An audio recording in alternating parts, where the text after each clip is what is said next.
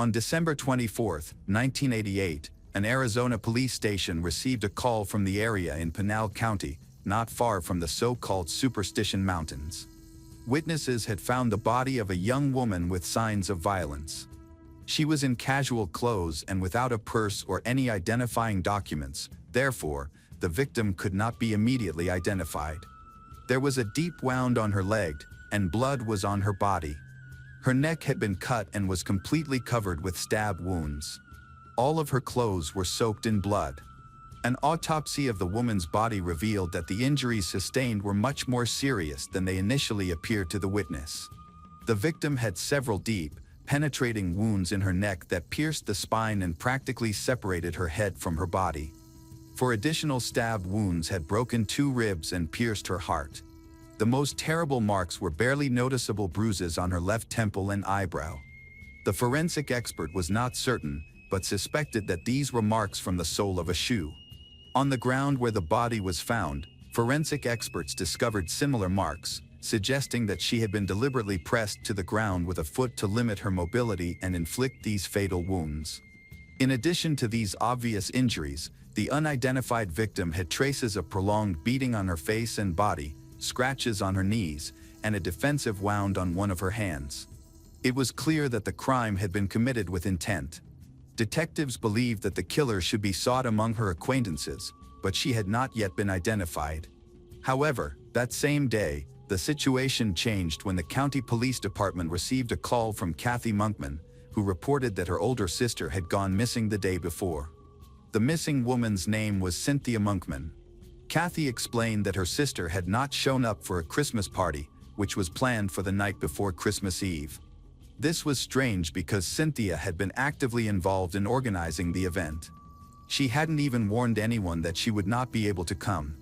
After that, she stopped answering calls. Kathy did not immediately report Cynthia's disappearance to the police. She thought it was possible that Cynthia might have changed her plans. However, the next day, they were supposed to fly home together to Illinois.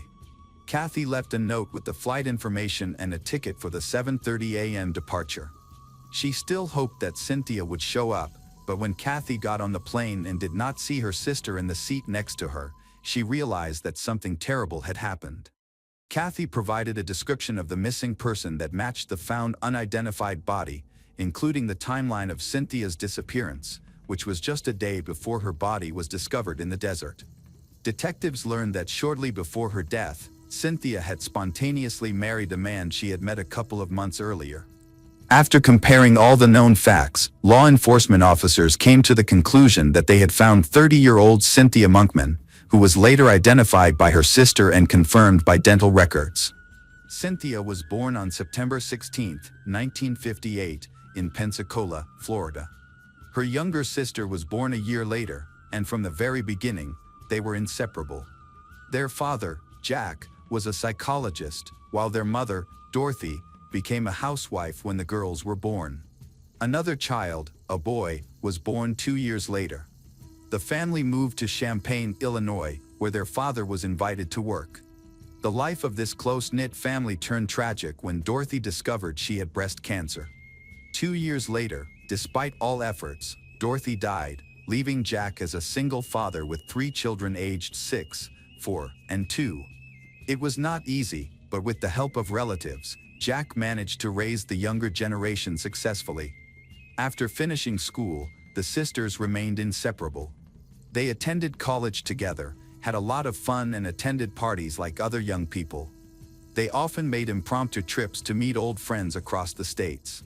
In 1980, Kathy decided to move to Arizona to study in nursing school, and Cynthia decided to follow her 2 years later. Cynthia eventually received a master's degree in public health and began a career as a nutritionist. In 1983, at the age of 25, she was offered a breakthrough opportunity to head a health center in a large Minnesota corporation and decided to take advantage of it. Having to move thousands of kilometers away from her sister to gain experience in her career, she soon grew tired of loneliness. In 1986, Cynthia decided to move back and settled in an apartment near her sister. Cynthia was a vibrant and attractive woman, always the center of attention. She had many suitors. In the first month after moving back, she met Mark, a DJ at a radio station and a local celebrity. They started dating. They led an active lifestyle and had a lot of fun, but their relationship was full of ups and downs. Mark wanted to maintain his party lifestyle, while Cynthia was looking for something more stable and was ready to think about starting a family. In July, 29-year-old Cynthia suggested to her boyfriend that they break up. After the breakup, she grieved for some time and found it hard to cope with this difficult moment in her life. To unwind, she and her sister went on a short trip to the beach in California. Despite the separation, the two young people still had mutual feelings for each other. On October 8th, at a party in a popular local club, Cynthia met two brothers, Michael Apelt and Rudy Alfred Apelt, who were both tall, attractive guys from Germany. Cynthia immediately felt a mutual attraction. Kathy realizing that her sister was head over heels in love. Michael was the youngest of 7 siblings, 5 years younger than Cynthia. The young people spoke English poorly, making communication quite difficult. However, as Cynthia put it, they were on the same wavelength, so they understood each other perfectly without words. The next day, Cynthia could not talk about anyone else.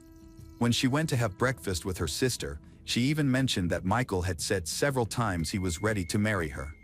Kathy was very skeptical about such a bold statement right after their first meeting, but Cynthia calmed her down, saying it was just the best way to forget about the failed relationship with Mark.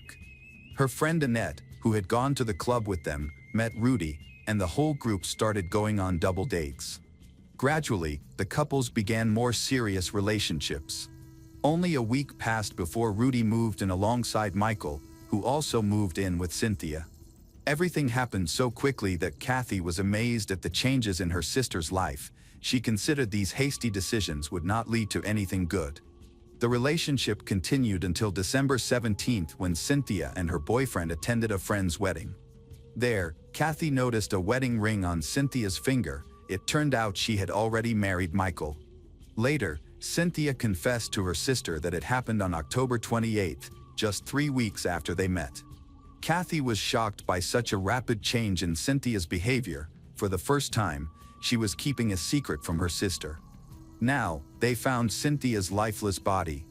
Detectives analyzed the scant evidence collected after her body was discovered, including tire tracks left in the desert sand. It was clear she had been taken there intentionally to be dealt with and abandoned in a deserted place. The criminal likely expected they would never find her. However, he made a mistake, and some people accidentally discovered Cynthia. Having learned the story of the last months of the victim's life, detectives suspected that either a stormy affair with the new guy or the abandoned boyfriend could be responsible for this brutality. The degree of cruelty indicated that it was something very personal. In addition to the tire tread prints, they found several traces, including a piece of nylon cord and a blood-soaked beach towel. Detectives continued to communicate with the close circle of Cynthia and analyzed her acquaintances. A few weeks before the breakup, Cynthia learned that one of Mark's ex-girlfriends had been found dead. The investigation into this crime by the Supreme Court was still ongoing by that time. Cynthia knew that Mark was trying to get back together with her. They had only spoken 3 days before the tragedy. There had been a verbal altercation when Cynthia admitted she had married someone else. She managed to resolve the conflict, but Mark said he was going to come to town for Christmas and suggested that Cynthia meet him. Cynthia did not come to the party organized before leaving, and no one answered the calls. When morning came, Michael called Kathy, shouting into the phone, trying to understand where his wife was. It was obvious that he was drunk. Kathy tried to extract some information from him about when he last saw her sister. When know that Cynthia was supposed to meet with Mark. At this time, Kathy assumed her sister might have run away with her ex. Kathy arrived at Cynthia's apartment, hoping to find some information about her, but found nothing. The only people against whom suspicions remained were Mark and current husband, Michael. Cynthia's photo was all over the news, and her relatives received a letter sent by her on the eve of the planned trip. It looked creepy because they already knew about her death. In this letter, she discussed her relationship with her husband. She expressed a desire for them to all meet and get to know each other properly. they couldn't communicate immediately with Michael due to the language barrier. However, on the day Cynthia's relatives learned about her death, one of the detectives from the police department was sent to talk to Michael. He was inexperienced in dealing with murders and brutal crimes, but he was chosen because he spoke German fluently. Michael opened up extensively and was amazed to find someone in the police department who spoke German.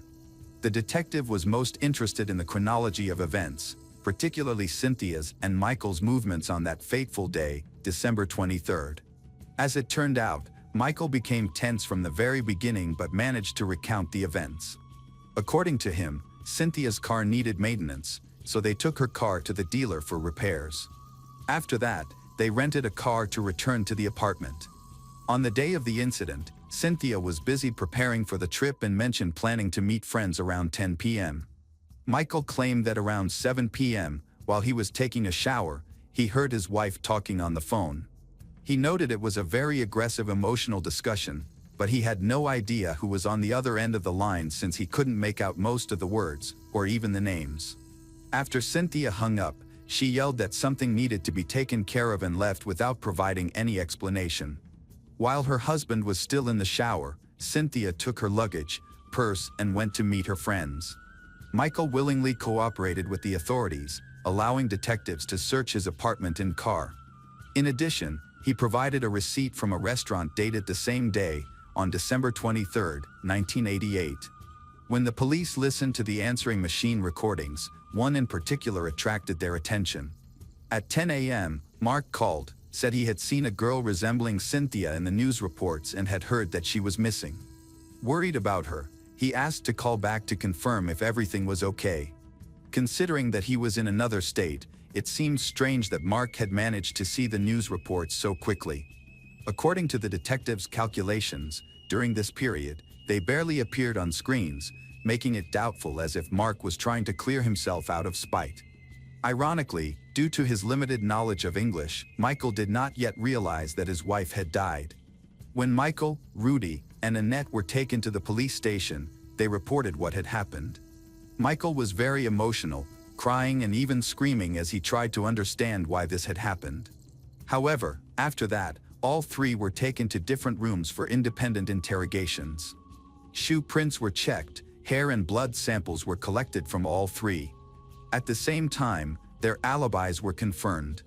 After that, all three were released, as they seemed unlikely suspects. Questions remained only regarding Mark, who was behaving suspiciously. The investigator leading this case flew to California to talk to the radio DJ. During this time, Cynthia's phone in Illinois received multiple calls, and the caller left numerous messages on the answering machine, supposedly trying to figure out what was going on. The detective found that Mark had been working on the day of the murder. After his shift, he rented a car, went to Los Angeles to spend Christmas with his mother and sister. Much to the surprise of the law enforcement officer, his alibi was confirmed. He could not have been Cynthia's killer. Cynthia's burial was scheduled for December 31, 1988. During the funeral, when the floor was given to Michael, he could not even utter a word. He had an emotional breakdown.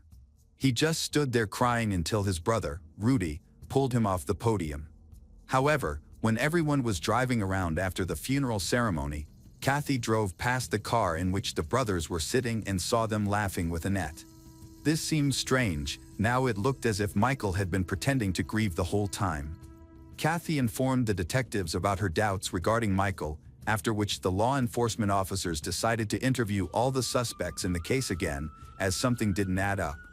The first one at the police station was Kathy, who provided more details about the love story that preceded the crime. Now, it seemed to the investigators that the brothers from Germany were suspiciously secretive about everything.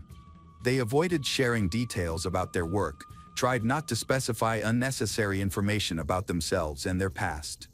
Kathy recalled that a few days after meeting them, she saw them going to the cheapest motel in town, despite their previous claims of staying at the most expensive motel and being involved in banking activities. She could even swear that after their first visit to her apartment, she lost $100 in cash. Initially, she convinced herself that it couldn't have happened because of them, but now she had significant doubts. The brothers had too flashy an appearance, creating the illusion of wealthy young people. After a couple of weeks of dating, they concocted a ridiculous story about being fired from the bank. Practically forced the girls to let them live with them, claiming they were waiting for something and would return to luxury later. Another oddity was the need to keep information about Cynthia's marriage a secret. Just a week after moving in with her, Michael stated he would have to return to Germany if they did not marry soon, as he would be deported. This provided the reason for such a hasty and secret wedding ceremony in Las Vegas, painting a more sinister and plausible picture. It seemed that, taking advantage of Cynthia's feelings, Michael forced his new girlfriend into marriage. Detectives tried to track down the brothers' history and were able to find several women they had met after arriving from Germany. It turned out that Cynthia was not the only one they had proposed marriage to. While it seemed that everything was going well for Cynthia and Michael compared to previous attempts, their very existence appeared suspicious. When Cynthia's diary was found, the last entry was dated November 11th. It sounded like Cynthia trying to convince herself of her husband's sincerity. No evidence was found that could connect the brothers or other acquaintances in the victim's close circle. Detectives even discovered a car rented on the day of Cynthia's death, but the tire prints did not match the tread pattern found at the crime scene. The interior of the brothers' car was also checked with analysis, but this yielded nothing. Unexpectedly, on January 3rd, Michael contacted the only German-speaking detective and reported that, after returning to the apartment following his wife's funeral, he had heard a suspicious message on the answering machine. Michael believed it contained some kind of threat but could not fully translate it, so he asked the officer for help. On January 4th, he came to the police station with the recording. It turned out that someone had indeed threatened to kill all his loved ones and himself if certain items were not received. The caller confessed to cutting Cynthia's throat with a knife, but it was unclear what items were being discussed. Detectives immediately noticed that the words were pronounced with errors and seemed feigned, as if the person was reading from a script. The text contained distortions that were uncharacteristic of English, and when it was literally translated into German, the text sounded much more coherent. The detectives feigned concern, but suspicions against Michael, Rudy, Annette began to emerge and strengthen. Where this group lived, 24-hour surveillance was in place. On January 5th, police officers monitoring the apartment complex observed them at 5:30 p.m. At 8:30 p.m., a secret agent knocked on the door. The law enforcement officer was in civilian clothes and pretended to have the wrong door. In fact, he wanted to confirm who was in the apartment and ensured that they were suspects. Interestingly, immediately after this visit, Michael reported that two black individuals had threatened him on his doorstep. He was not caught in a lie. Instead, they were invited to the station the next day to create a composite sketch of these fictitious dark-skinned men. Michael was interrogated for several hours while the rest of his group waited.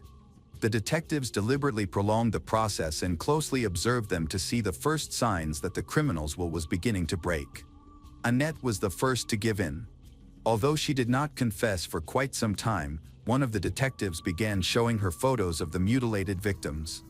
Michael and Rudy were seeking citizenship, so Annette was involved to maintain communication since the brothers practically did not speak English, only Michael could communicate somewhat. They tried several schemes to introduce themselves, either as manufacturers of surfboards or as importers of German cars. According to the same story, they met Cynthia.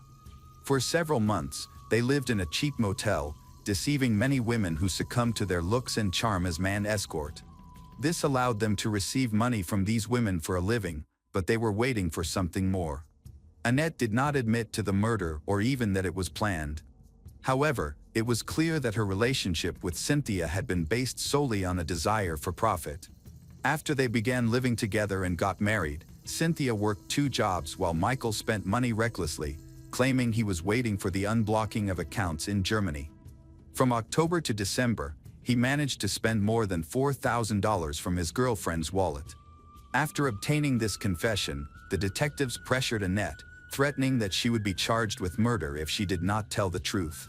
She confessed that Michael had developed a taste for the good life and wanted more money, after which he devised a larger plan. On November 7th, he convinced his wife Cynthia to contact an insurance agent and take out life insurance policies for $1 million on each other. The beneficiary of her policy was, of course, Michael. He continued to feed her false statements, saying that their accounts in Germany were frozen, but that he would soon have access to them, making life insurance essential for them. Cynthia blindly trusted her husband due to her feelings. The insurance agent approved the policy, but it was not for $1 million, it was for $400,000. Without hesitation, Cynthia wrote out a check. After that, the brothers began to plan their expenses in anticipation of receiving the money. They even drew up a purchase and sale agreement for 2 Jaguar cars worth $144,000 each and 2 Toyota cars, each worth $66,000. They were also looking for expensive items, fully aware that in order to obtain all this luxury, they would have to kill. Cynthia's life insurance policy went into effect just a day before her death, and the insurance amount was even increased to $800,000. By this time, the brothers had already rented a car in which they planned to take Cynthia to the desert and kill her. On the day of the crime, Michael and Rudy took Cynthia to the desert, then lured her out of the car and brutally handled her. Annette was even in the car. According to her, it took the brothers about 5 minutes to stab the innocent victim. When they returned, both were covered in blood from head to toe. They changed their clothes and washed the blood off their skin to avoid staining the car. After getting rid of all the evidence, they returned the rented car and went to a luxury restaurant to celebrate their victory. Everything seemed to go according to plan, and it was supposed to be the perfect murder that promised great riches, except that Cynthia's body was quickly found. The plan began to crumble before their eyes. Was Cynthia their first murder victim? To answer these questions, detectives contacted colleagues in Germany to uncover the truth about the brothers' dark past. They found that Michael did not have any blocked accounts containing large sums of money, nor did he own any estate in Germany. In reality, he was a laborer with a criminal past that included convictions for burglary and assault. His brother Rudy had served time in a German prison for abuse. Due to their criminal history, connections to other possible crimes in the USA could not be found, indicating that perhaps Cynthia was their first and only victim. There was only one perplexing question left. Why did the tire tracks of the car used to transport the victim not match the tracks that were found? It turned out that Michael had anticipated this. On the day of the tragedy, he drove in such a way that it damaged the tread on the tires. When he returned the rented car, the tires had to be replaced. The person who provided the car for rent helped the police realize that it was true. In order to leave sinister messages with threats, they used a random homeless man on the streets of Los Angeles. After Cynthia's funeral, he was paid to call the specified phone number and read a text from a sheet. Annette was offered immunity from prosecution in exchange for testifying against Michael and Rudy. She agreed. A thorough search was conducted of the apartment where Cynthia and Michael lived, leading to the discovery of a pair of shoes whose soles matched the footprints found at the crime scene, which confirmed Michael and Rudy's guilt. During the imprisonment of the individual involved, notes containing incriminating information were found and used against them. At the trial, the most reckless act was Michael's decision to speak in his own defense. Even his lawyers tried to dissuade him, but to no avail. He thought he was smarter than everyone else. His confidence worked against him, as he made several contradictory confessions that only convinced the jury of his guilt. Michael and Rudy made a desperate attempt to shift the blame onto Annette, but this also failed. August 10, 1990, the jury found Michael Apelt and Rudy Alfred Apelt guilty of first-degree murder. Both brothers were sentenced to death.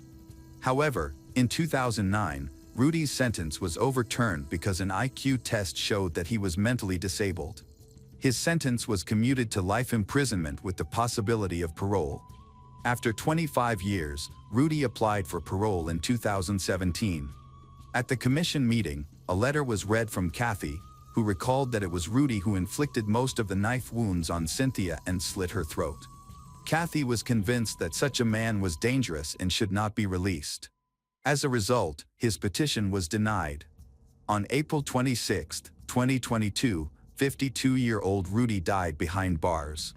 Michael's sentence has not changed. He remains on death row awaiting execution.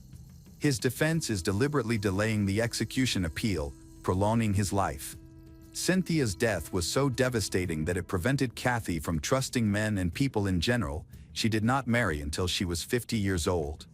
The murder of Cynthia Monkman cannot be called a crime of passion. It was a cold calculation by sociopaths for whom human life became merely a tool for achieving material goals. Insurance companies, in their attempt to increase profits by selling high-value policies, unwittingly created the conditions for murder by providing the criminals with a financial motive. Evidence indicates that the Apelt brothers would not have killed Cynthia if her life had not been insured. They probably would have turned their attention to another victim.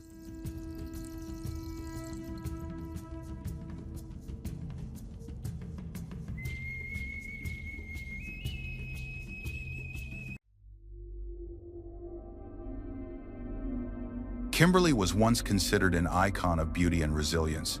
At 20, she was both Miss Manicore and an ambitious dental student. Her life seemed to be unfolding with great promise. But in a single night in May 2020, everything crumbled. Right in the apartment she thought was her safest haven. When the police broke down the door, they were shocked by what they found. The room was unnaturally cold.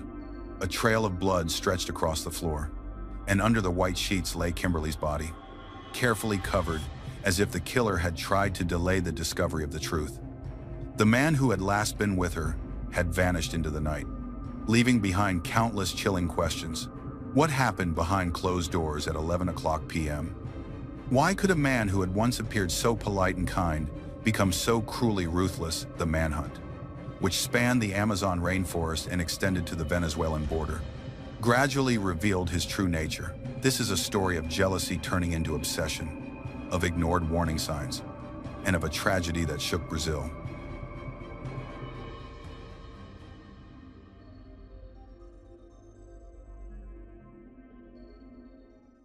Kimberly Karen Mota de Oliveira was born in Manicore, a small town in the state of Amazonas.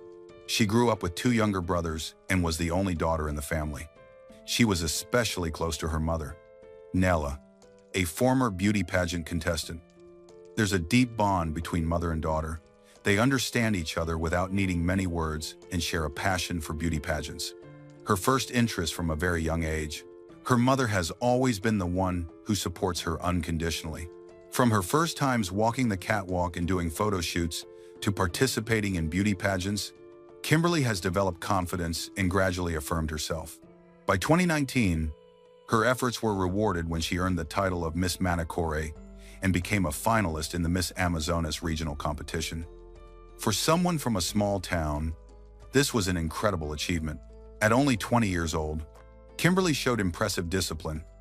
Her social media profiles reflected the confidence and professionalism of someone far more experienced, highlighting her strong ambition. Nevertheless, she understood that the modeling industry could be uncertain and unpredictable. Therefore, she chose to pursue another path: dentistry. This was also the reason she moved to Manaus to study. There, she lived with her uncle Henry, who always supported her decisions and helped her adapt to city life. Kimberly skillfully balanced her university studies, fitness training, competition preparation, and honing her skills and appearance. She never complained, always doing everything with the quiet determination honed over many years. Her work ethic, focus, and clear direction opened up two promising career paths for her. Sadly, she never had the opportunity to fully pursue either. Kimberly's life changed dramatically when Rafael Fernandez Rodriguez appeared. He was 31 years old, a court analyst with a stable career and known for his education. After a divorce, he had moved to Manaus in 2017 to start over. On the surface, Rafael seemed confident and respectable. Yet, behind that image, there were subtle warning signs that later appeared significant. It was later revealed that Rafael had been aware of Kimberly before they ever met. He had quietly followed her social media for some time, watching her posts and updates without ever interacting. Kimberly, unaware of this, only met him by chance at a club in Manaus. When Rafael approached her, offering her a drink and inviting her to dance, she politely declined, not wanting to initiate anything under those circumstances. However, he wouldn't give up. The next day, Raphael began engaging with her online, liking old photos, sending direct messages, and attempting to start conversations. Eventually, he found her phone number and began messaging her on WhatsApp, persistently seeking her attention. Gradually, they started talking more. Though all the initiative came from Raphael's side, initially, his interest seemed persistent without being irritating. After a few in-person meetings, he quickly pushed for a formal relationship, and by March 2020, they were officially dating. Still, certain details about how their relationship began remain troubling. How intentional was his approach? Was any of it planned ahead of time? One thing is certain, Raphael entered Kimberly's life so quietly and confidently that no one around her noticed anything unusual. After Kimberly and Raphael began dating in March 2020, everything seemed fine at first, but cracks soon began to show. Raphael was nothing like the image he initially projected. He became increasingly jealous and out of control. He regularly checked Kimberly's phone, going through her contacts, messages, and even her photos. His controlling behavior escalated. Raphael demanded that she cut off contact with all men, whether they were friends, classmates, or distant relatives. He also imposed restrictions on her social media activity. He criticized her photos, calling them too revealing, and insisted that she ask for his approval before posting anything online. He constantly asked her where she was, who she was with, and when she would be home. These questions became increasingly frequent and controlling, representing a serious invasion of privacy. This type of behavior usually doesn't end on its own, but escalates over time. After each argument, Raphael tried to make amends with sweet gestures like gifts, flowers, or inviting Kimberly to fancy dinners. While these actions sometimes calmed her down, they didn't change the fundamental nature of the problem. She gradually realized the familiar pattern. After each controlling phase came a cycle of making amends, followed by conflict again. She confided to her friends that she felt stifled because Raphael was too jealous, always controlling everything and making her lose her sense of freedom. The relationship didn't last long, but it left Kimberly with a great deal of psychological pressure that she had never experienced before. By mid-spring that year, she decided to break up. She didn't tell Raphael immediately, waiting for the right time, hoping to end things amicably. But that never happened. On May 10, 2020, Mother's Day, Kimberly began her morning with an Instagram post. She shared a picture with her mother, Nayla, and wrote a heartfelt message about how much she missed her and how hard it was to spend the day apart. It was a simple, genuine post, nothing alarming or out of the ordinary. Later that morning, she went for a jog with her Uncle Henry, some of his friends, and Raphael. The run took place in one of Manaus's public parks. According to Henry, everything between Kimberly and Raphael looked normal. No arguments, no tension, no unusual behavior. However, that normalcy concealed what was truly happening within the relationship. This contrast between the outward appearance and reality made the warning signs difficult to recognize. After returning home, Kimberly got ready to meet a friend. She told Henry she would be home late and asked him to leave the door unlocked so she wouldn't wake him. This was typical for her. She often had busy evenings due to college, pageant preparations, and social events. At around 10:30 p.m., she texted Henry again to say she'd be coming home later and that Raphael would drive her back. Her message sounded calm, without any sign of tension. Henry replied that he'd leave the door open and wished her a good night. That was the last known message sent from Kimberly's phone. After that, all communication stopped.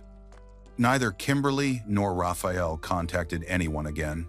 In the early hours of May 12, 2020, Manaus police broke into Raphael's apartment after Kimberly's family called for help because they couldn't contact her for hours. Upon entering, they quickly realized something terrible had happened. In the bedroom, they found Kimberly's body covered with a bedsheet. A large pool of blood lay on the floor, surrounded by bloody footprints. On the balcony, they found a kitchen knife with both the blade and handle stained with dried blood. Fingerprint analysis later revealed that after Kimberly stopped responding to messages, only one person remained in the apartment. The room temperature was unusually low. The air conditioner had been set to its coldest level. This was not incidental. Experts assert that such a reduction in temperature can slow down the decomposition of a body after death. This suggests someone deliberately delayed the discovery of the body. Such actions are rarely impulsive. They typically indicate some understanding of the processes that occur after death. When Kimberly's body was discovered, police quickly dropped their earlier theory of a double disappearance.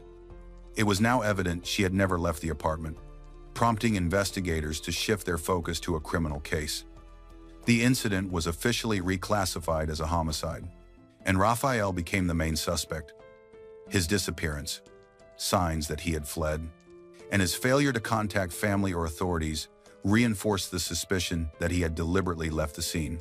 Around 6 o'clock a.m., authorities confirmed the discovery of Kimberly's body and began a search for Raphael. A key breakthrough came from reviewing the building's surveillance footage. Security cameras captured the exact moment Kimberly and Raphael entered the building around 11 o'clock p.m. At first, they appeared calm as they walked through the lobby. No visible tension or conflict. The elevator camera showed the same neutral expressions, no signs of argument. After that, the hallway footage showed only emptiness. From that point until about 1:30 a.m., there was complete silence. Nearly 3 hours later, the elevator doors opened again.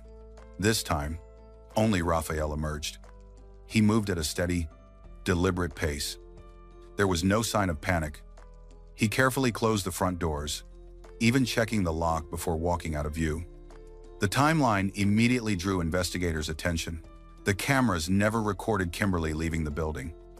There was no footage of her in the hallway, lobby, or elevator after entering with Raphael. The last time she was seen was when she entered with Raphael at 11 o'clock p.m., while Raphael left alone at 1:30 a.m. This was a crucial detail in reconstructing the events. After Kimberly's body was found, forensic experts estimated her time of death based on her body temperature, tissue condition, and the effects of the cold environment. Their findings matched the time frame between her arrival with Raphael and his later departure alone, giving investigators a clear and consistent sequence of events. The details of what occurred inside Raphael's apartment only became known after his arrest. During questioning, he gave a detailed statement. According to Raphael, he and Kimberly returned to the apartment that night, and their interaction seemed calm at first. At one point, Kimberly went to take a shower, leaving her phone in the bedroom. Raphael said he decided to look through her phone. He opened her messages, checked several apps, and found exchanges with other men that he considered offensive.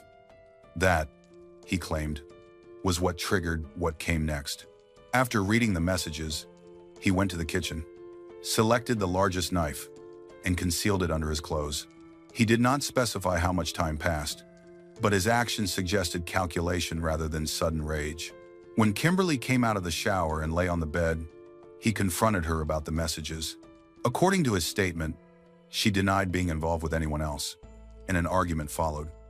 He then used a knife to inflict fatal wounds to Kimberly's neck and abdomen. After Kimberly showed no signs of life, Raphael stated that he tried to move her body to conceal the incident. However, seeing the blood all over the floor, he abandoned the idea, covered her with a sheet, and left the body in the bedroom. To reduce the smell and slow the decomposition process, Raphael set the air conditioner to a very low temperature before leaving the room. This action was later considered a crucial detail in the investigation, as it demonstrated calculated planning and an effort to control the situation. When he left the apartment, Raphael took Kimberly's phone and threw it into a wooded area outside the city. He apparently wanted to make it harder for investigators to track her location or review her messages. Despite this, investigators were later able to retrace his movements using cameras and other tracking data. After the crime, Raphael left the apartment and called his father, Nilton Rodriguez.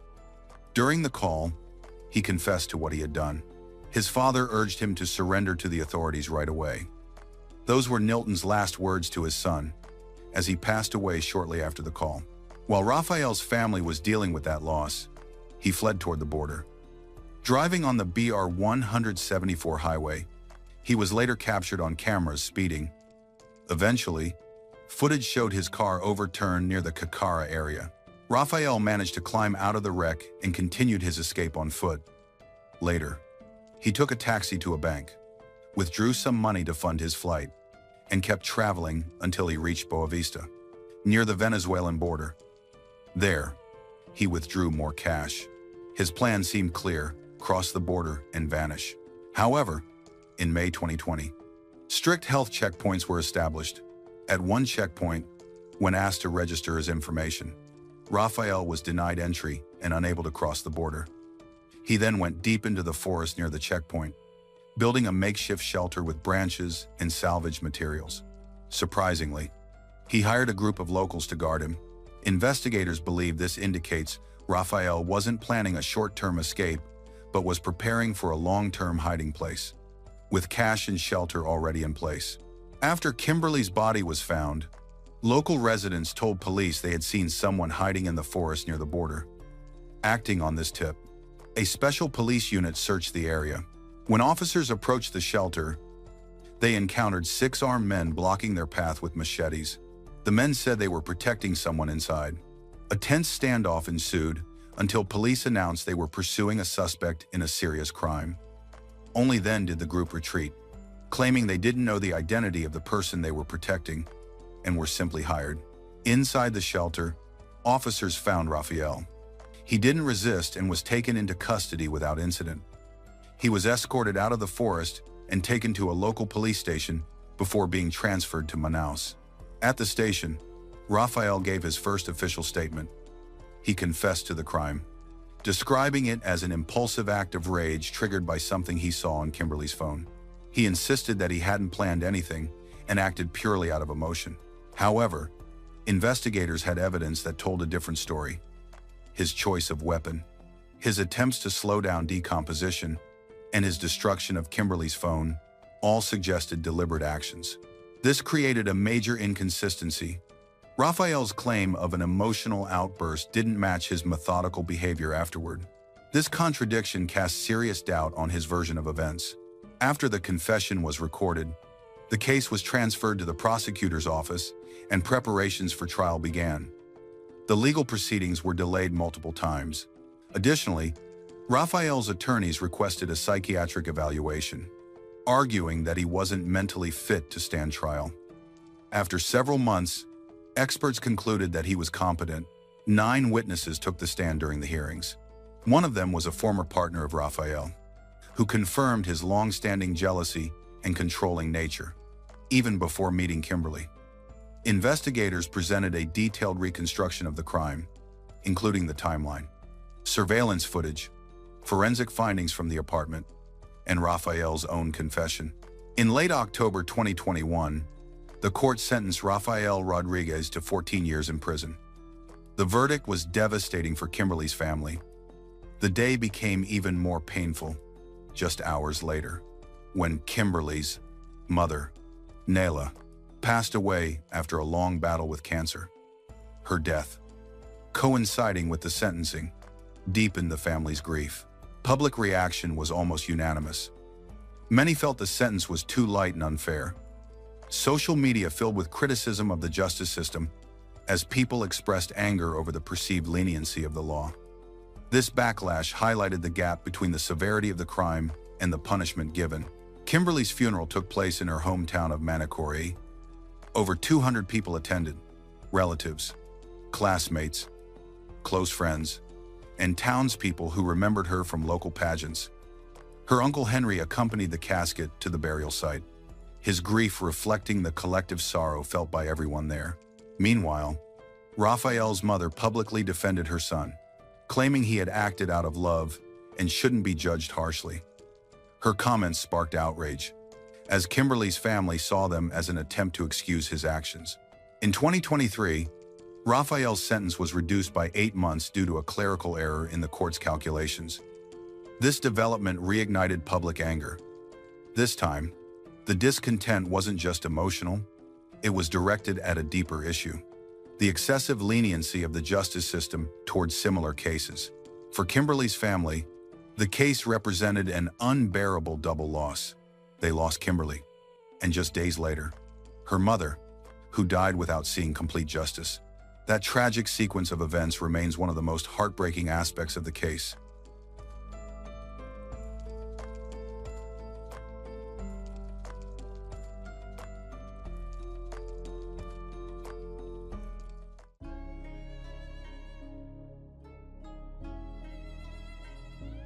Hello everyone, today we will learn about another case. The case of Julie Jensen. Mark Jensen was a successful man, a husband and father from the quiet, cozy town of Pleasant Prairie, Wisconsin, USA, with a population of about 20,000 people. This typical suburb is safe, featuring many parks and walking trails. Mark worked as a broker, achieved success in this field. His career allowed him to provide a comfortable life for himself and his family. Additionally, he had quite flexible working conditions. Mark could take a vacation at any time, enjoying good privileges all thanks to his successful work. Mark was married to Julie, whom he met in 1981. They began dating in the spring of 1981 and then got married. Julie worked as a salesperson in a store. Their first child, named David, was born in 1990, and their second, Douglas, was born in 1995. After Douglas's birth, Julie decided to leave her job and become a housewife. Her husband's income was more than enough to provide for the entire family, allowing her to become an ideal mother for her boys. From the outside, their married life looked perfect.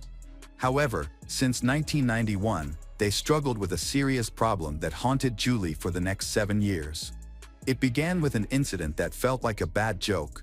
The first time she received someone else's candid photo stuck in her front door, no one paid any attention to it. However, similar incidents began to happen repeatedly, and later, emails with suspicious content appeared. Calls started coming to their home phone, but the unknown caller would simply remain silent and hang up after a few seconds. Checking the number was ineffective, as it could not be tracked. Julie tried to ignore the unpleasant episodes, sending the letters to spam and hanging up when the caller remained silent. But everything began to repeat itself in real life with frightening regularity, causing her anxiety and fear. It seemed that some unknown person was trying to intimidate her, penetrating deeper into her everyday life. Julie understood that the stalker was somewhere nearby. One day, she found that someone had moved all the garden furniture. Mark claimed that he had not done it. The most terrifying moment came when she walked out onto the porch one morning and saw a suspicious car parked across the road. As soon as she looked at it, the car took off and sped away. This experience frightened her and led her to develop paranoia. This behavior was repeated multiple times. Julie contacted the police, but in the small provincial area where they lived, there were not enough officers to fully address her problem. According to regulations in such situations, the case should have been transferred to a larger department specializing in harassment, but for some unknown reason, this did not happen. Probably, the authorities simply did not take her problem seriously. Frustrated, Mark decided to take the case into his own hands. Julie began to keep a journal in which she documented each incident in detail. This went on for several years. Finally, she approached the police with her journal and shared a story that had been kept quiet until then because it involved a very shameful episode. According to Julie, in 1991, she had a brief affair with an old colleague, name is Perry Tarika. They had a lot in common. He was going through a divorce at the time, and Julie was experiencing difficulties in her marriage, feeling distanced from Mark, whom she regarded more as a father figure. This distance led her to seek an outlet in a new relationship. The affair began as a friendship that developed into light flirting. One evening in 1991, Julie invited Perry over for dinner while Mark was on a business trip. After dinner, she offered him to stay the night.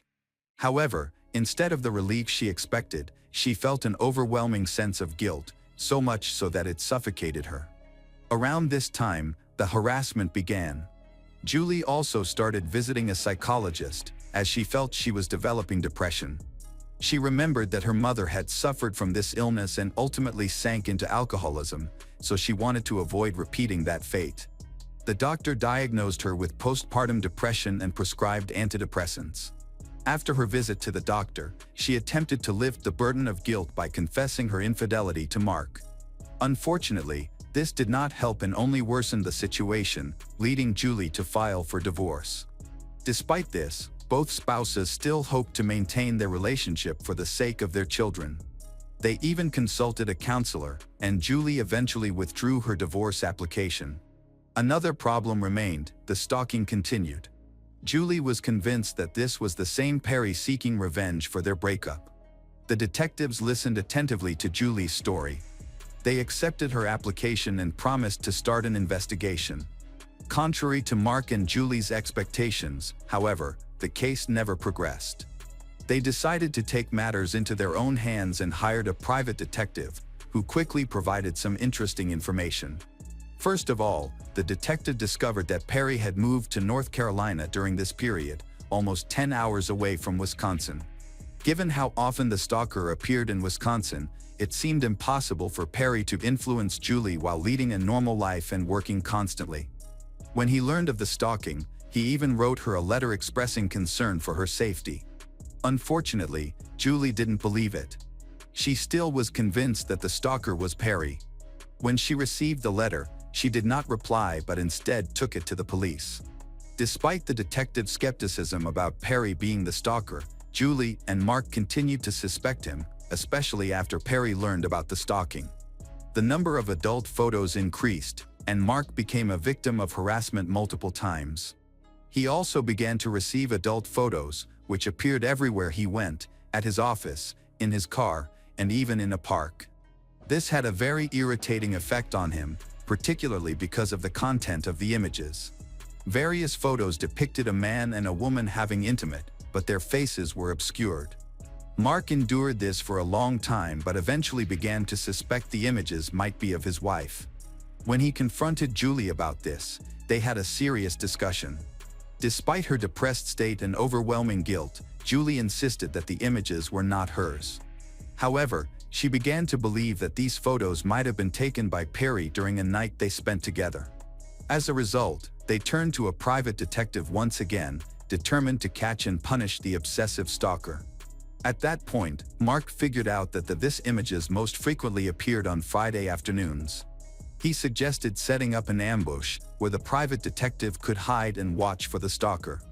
Unfortunately, the plan failed as the stalker did not show up, seemingly aware of their scheme.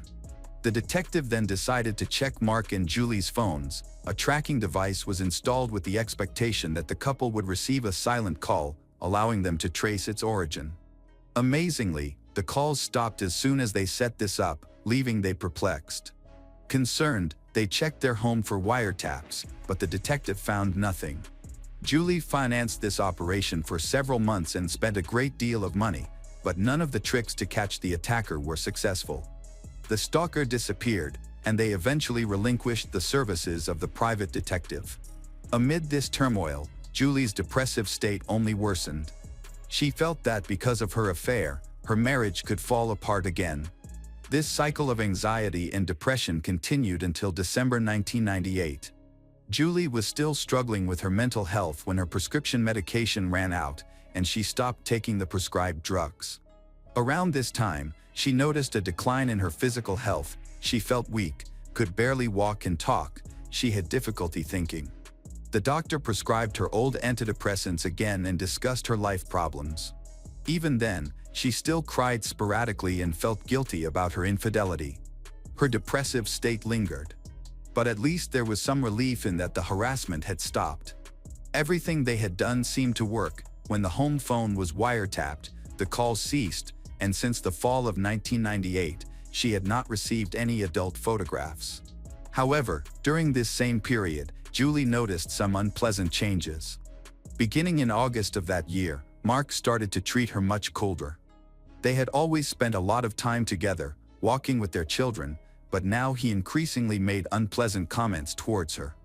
It seemed that Mark was simply dissatisfied with everything, and he was not shy about expressing his discontent.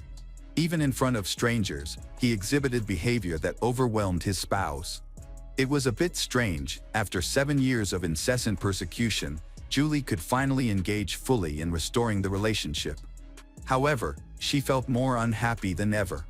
She told the therapist about her feelings during her appointment. At this time she felt physically unwell, thinking she might be catching a cold from the children. 2 days later, on December 3, 1998, Mark took the children to school and returned home, where he found 40-year-old Julie in bed. She was lying under the blanket on her stomach, appearing as if she were sleeping. Her husband assumed she was not feeling well again due to depression and left her alone for a while. However, he experienced anxiety, so he later decided to check on her and noticed that she was not breathing. Mark confirmed his suspicions and immediately contacted the 911 emergency service. When the police arrived at Jensen House, Mark was visibly upset. He cried as he led everyone into the bedroom, where Julie lay under the blanket, unconscious. He believed she was dead, and after some time, it was impossible to resuscitate her. No wounds were found on her body. There were no signs of a struggle. There were no weapons or drugs nearby that could have been used to poison herself. It appeared her death was due to natural causes.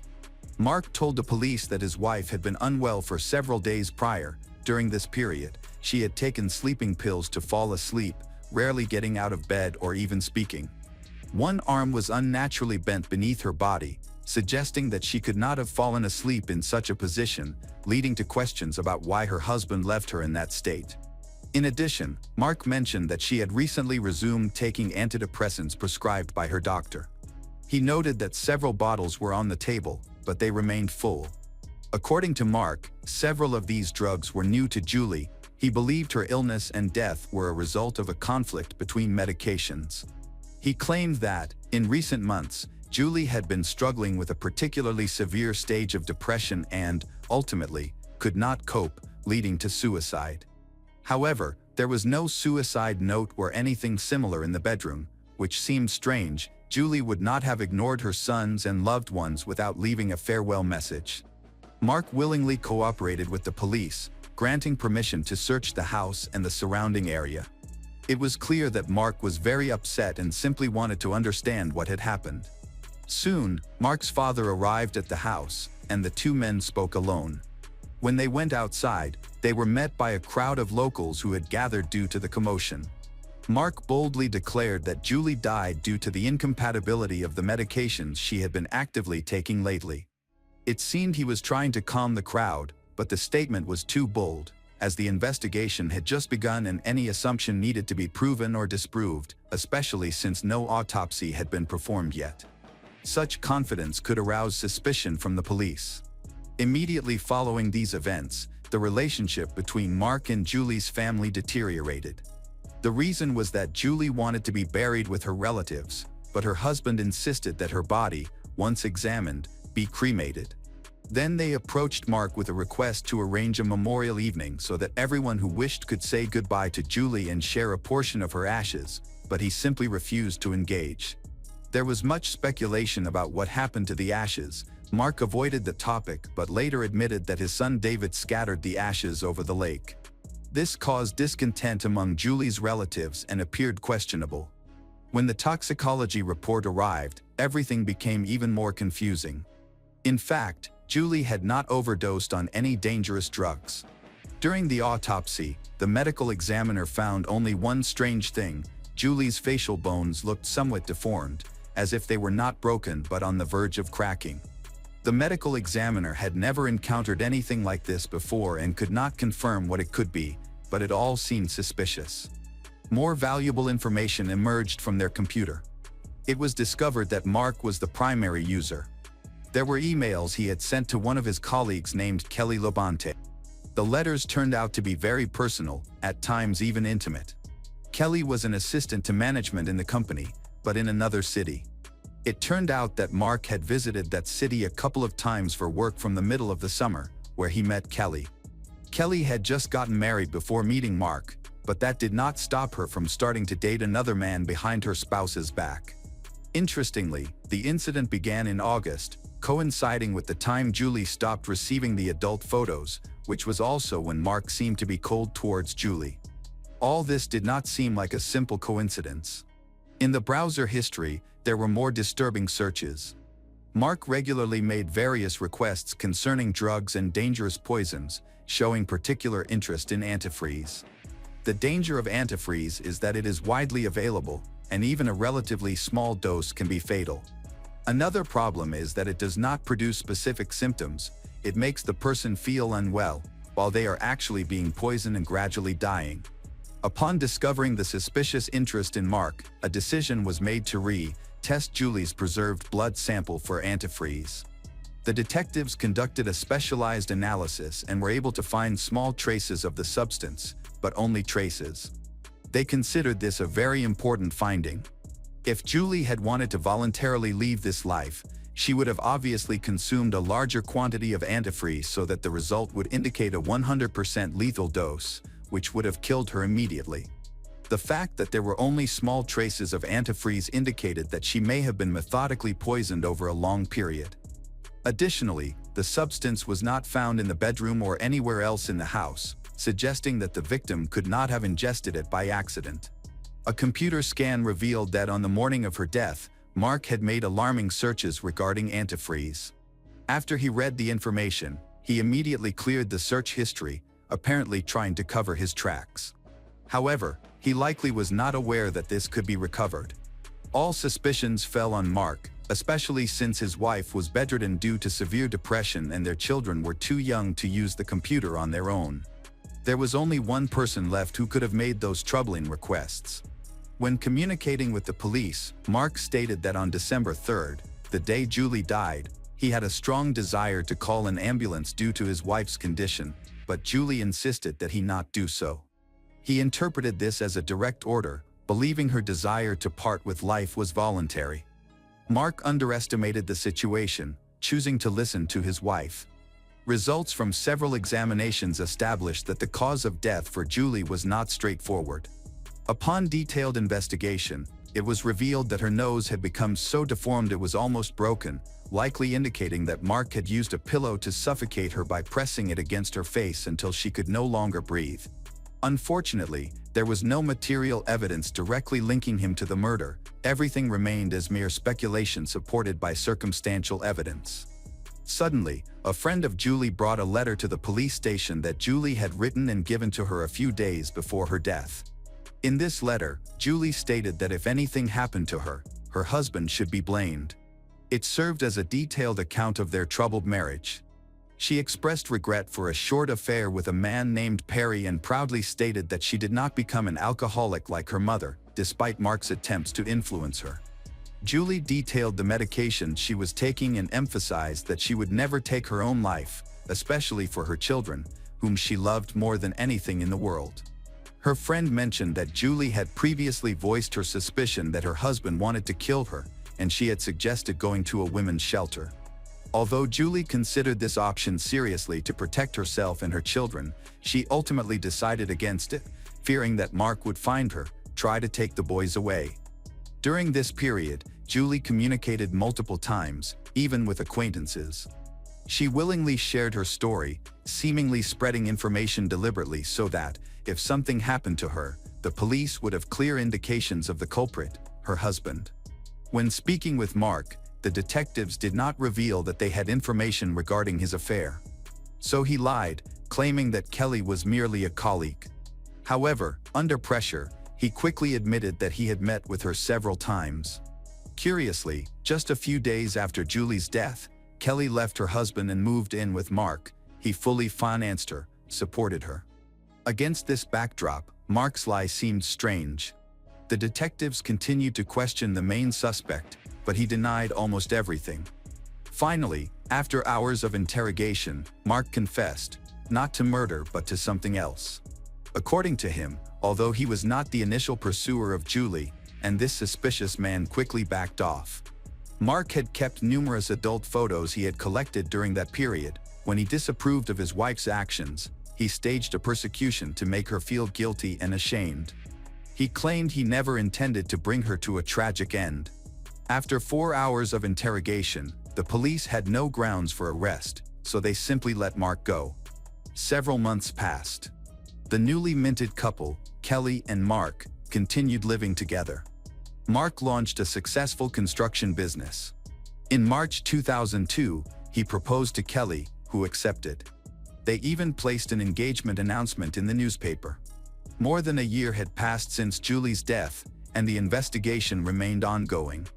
However, the authorities were never able to find any direct evidence against the main suspect, Mark Jensen, who was arrested only in March 2002 on suspicion of first-degree murder. He had enough money to hire a good lawyer and post bail of $500,000. After that, he was released and returned to his normal life while the police continued to look for new evidence to send him to jail. Contrary to the expectations of Julie's family, this led to the charges being dropped. The children were small when their mother died, and by this time, they had even begun to call Mark's new wife his mom. The boys were in school, and Kelly became pregnant. After this, it seemed that Julie was simply forgotten. Her case became another unsolved mystery. Unexpectedly, 8 years after Julie's death, a new witness emerged, Ed Klug, who had worked with Mark about a month before Julie's death. They attended a business conference, got to talking, and later went to a bar for drinks. There, Mark drank too much and, overwhelmed with emotions, admitted that his marriage was not as good as he wanted it to be. He even said that he hated Julie and wanted her dead. Mark confided that you could poison your spouse with Benadryl, pool chemicals, or ethylene glycol. Based on this testimony, the police had the opportunity to arrest Mark again. This time, bail was set at $2 million.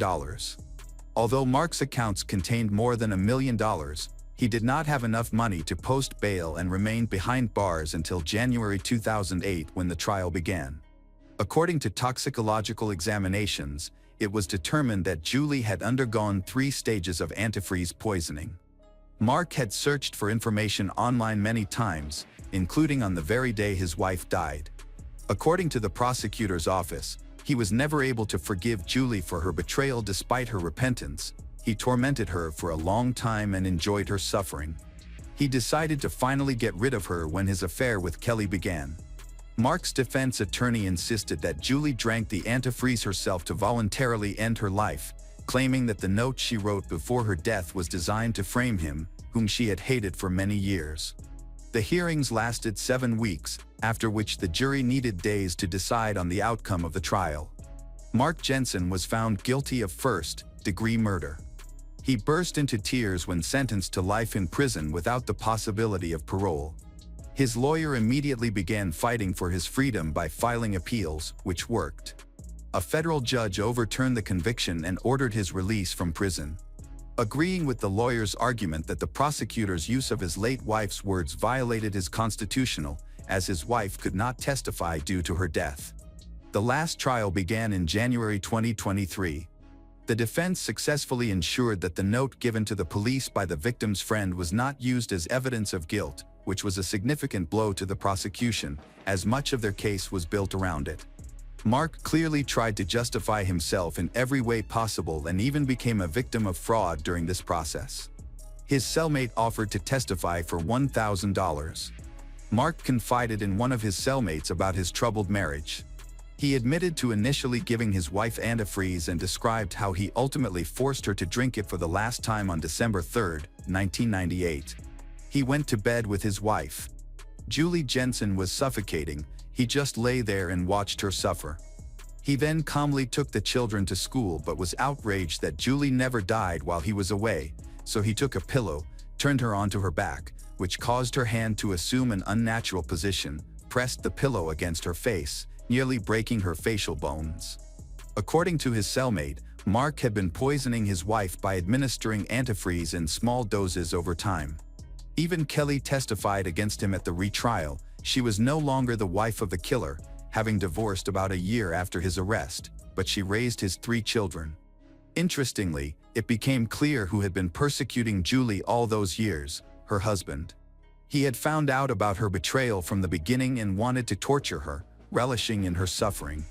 Investigators found a fake email with explicit photos of other people that Mark had sent to himself while changing the sender's name to create the impression that someone else had sent it.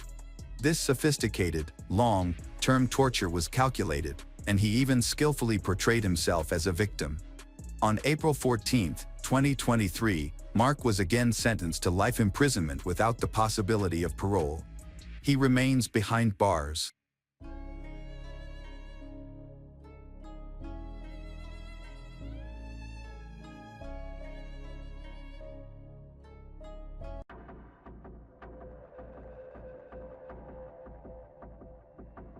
Welcome back, detectives. Let's dive into another horrible case. The case of Kathleen Shepard. Kathleen Shepard and her friend Detsy Hughes grew up across the street from each other in the small town of Dayton, Iowa, which has a population of less than 1,000 people. In this quiet town, everyone knows one another. Kathleen was 3 years older than Detsy. In 2013, she was 15, while Detsy was 12. Despite the age difference, they were best friends and did everything together, often walking home from the school bus stop. At approximately 4 p.m. on May 20, 2013, after being dropped off by the bus, they noticed that a red pickup truck was following them. The man in the truck caught their attention by offering them a chance to earn some pocket money. He said he owned a lawn care business and needed help. Although he was a little skeptical about their lawn mowing abilities, he was so convincing that they began to trust him. The man said he could drive them home to get ready, then they would go to work together, and he would pay them right away. However, when they got in the car, he changed his plans. Instead of taking them home, he drove them out of town. When Kathleen and Detsy sensed something was wrong and tried to resist, the man pulled out a weapon and threatened to kill them if they didn't comply.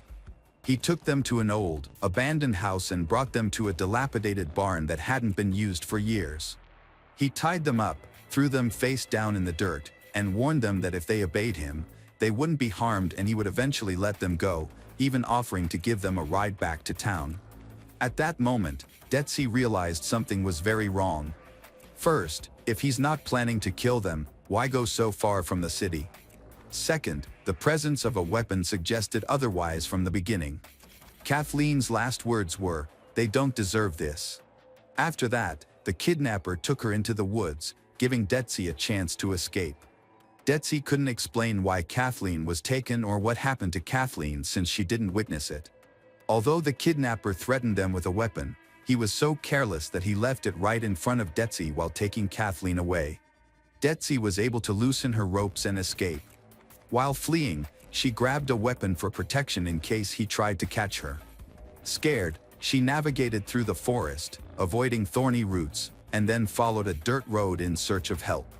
There were no people around. Despite her injuries, Detsy did not give in to the pain. She felt as though the kidnapper was still pursuing her and that escape was impossible.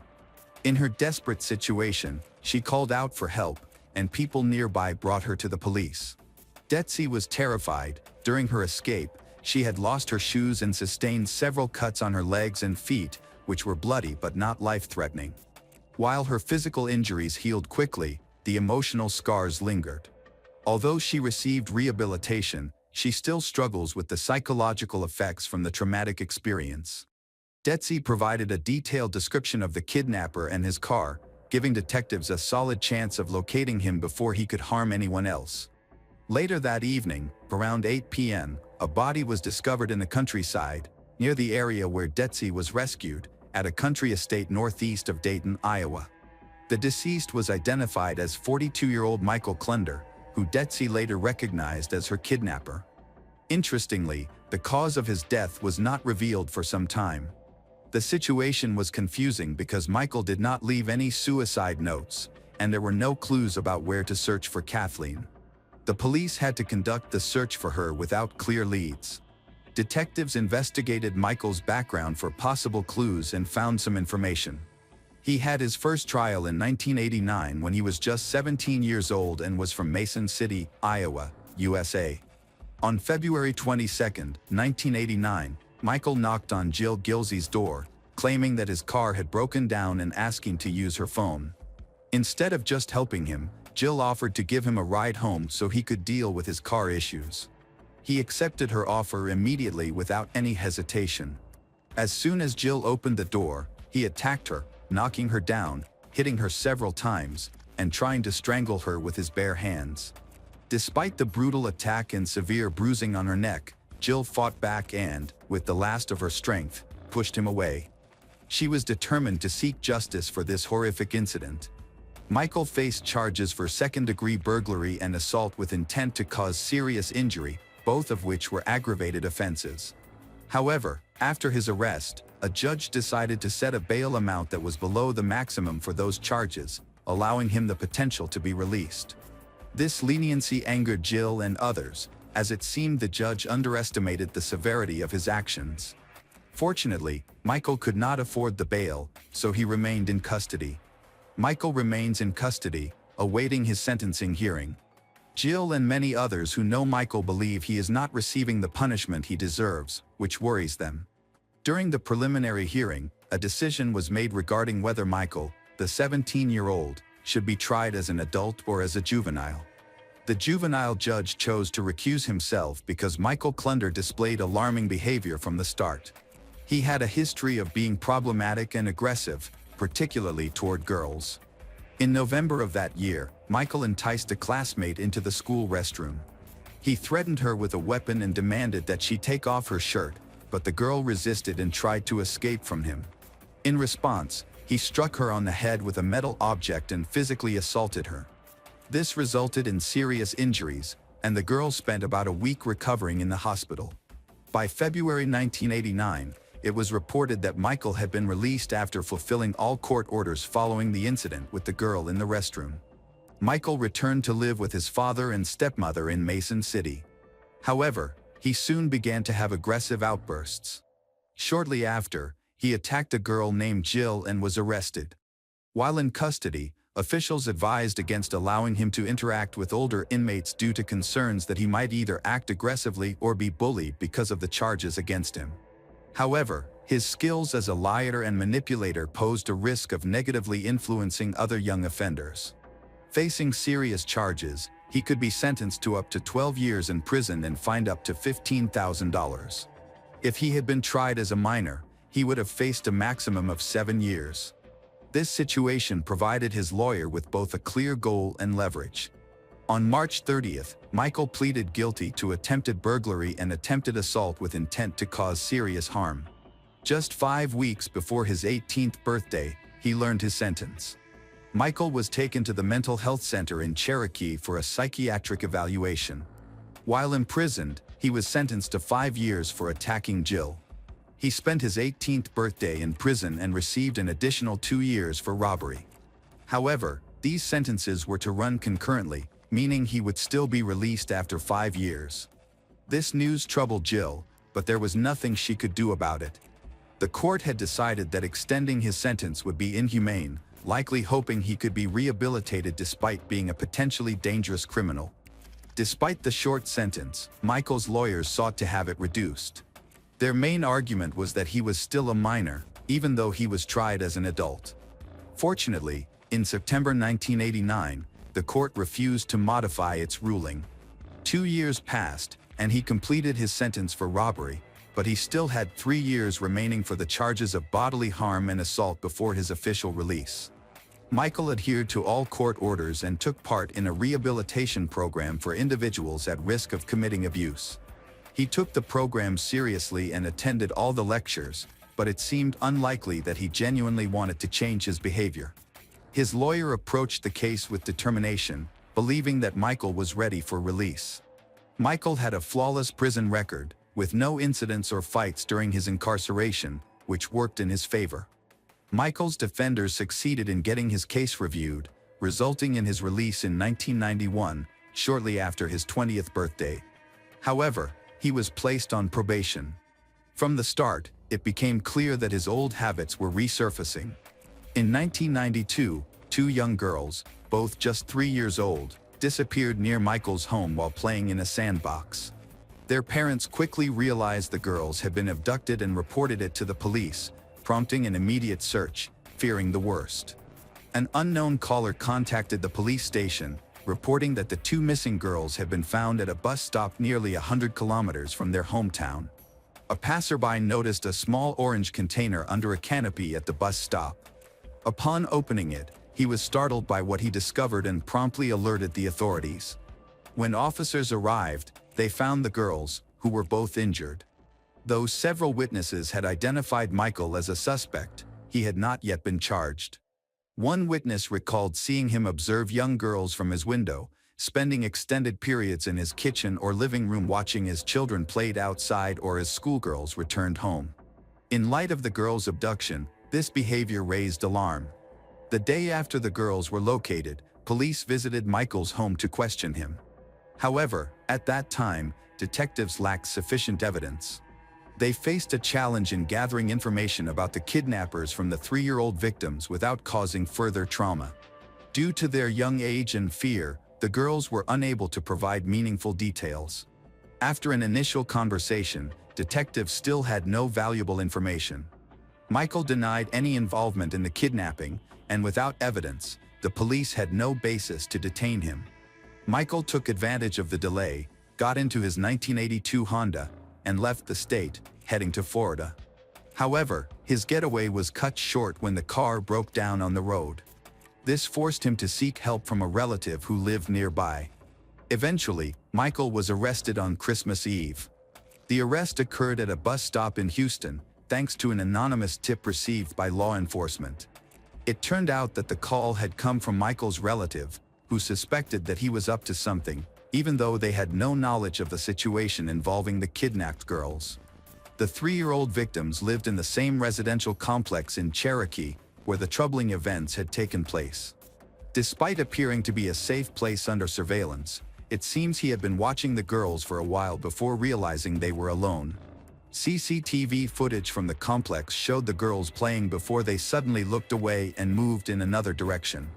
Detectives believe Michael managed to attract their attention while remaining out of sight of the cameras.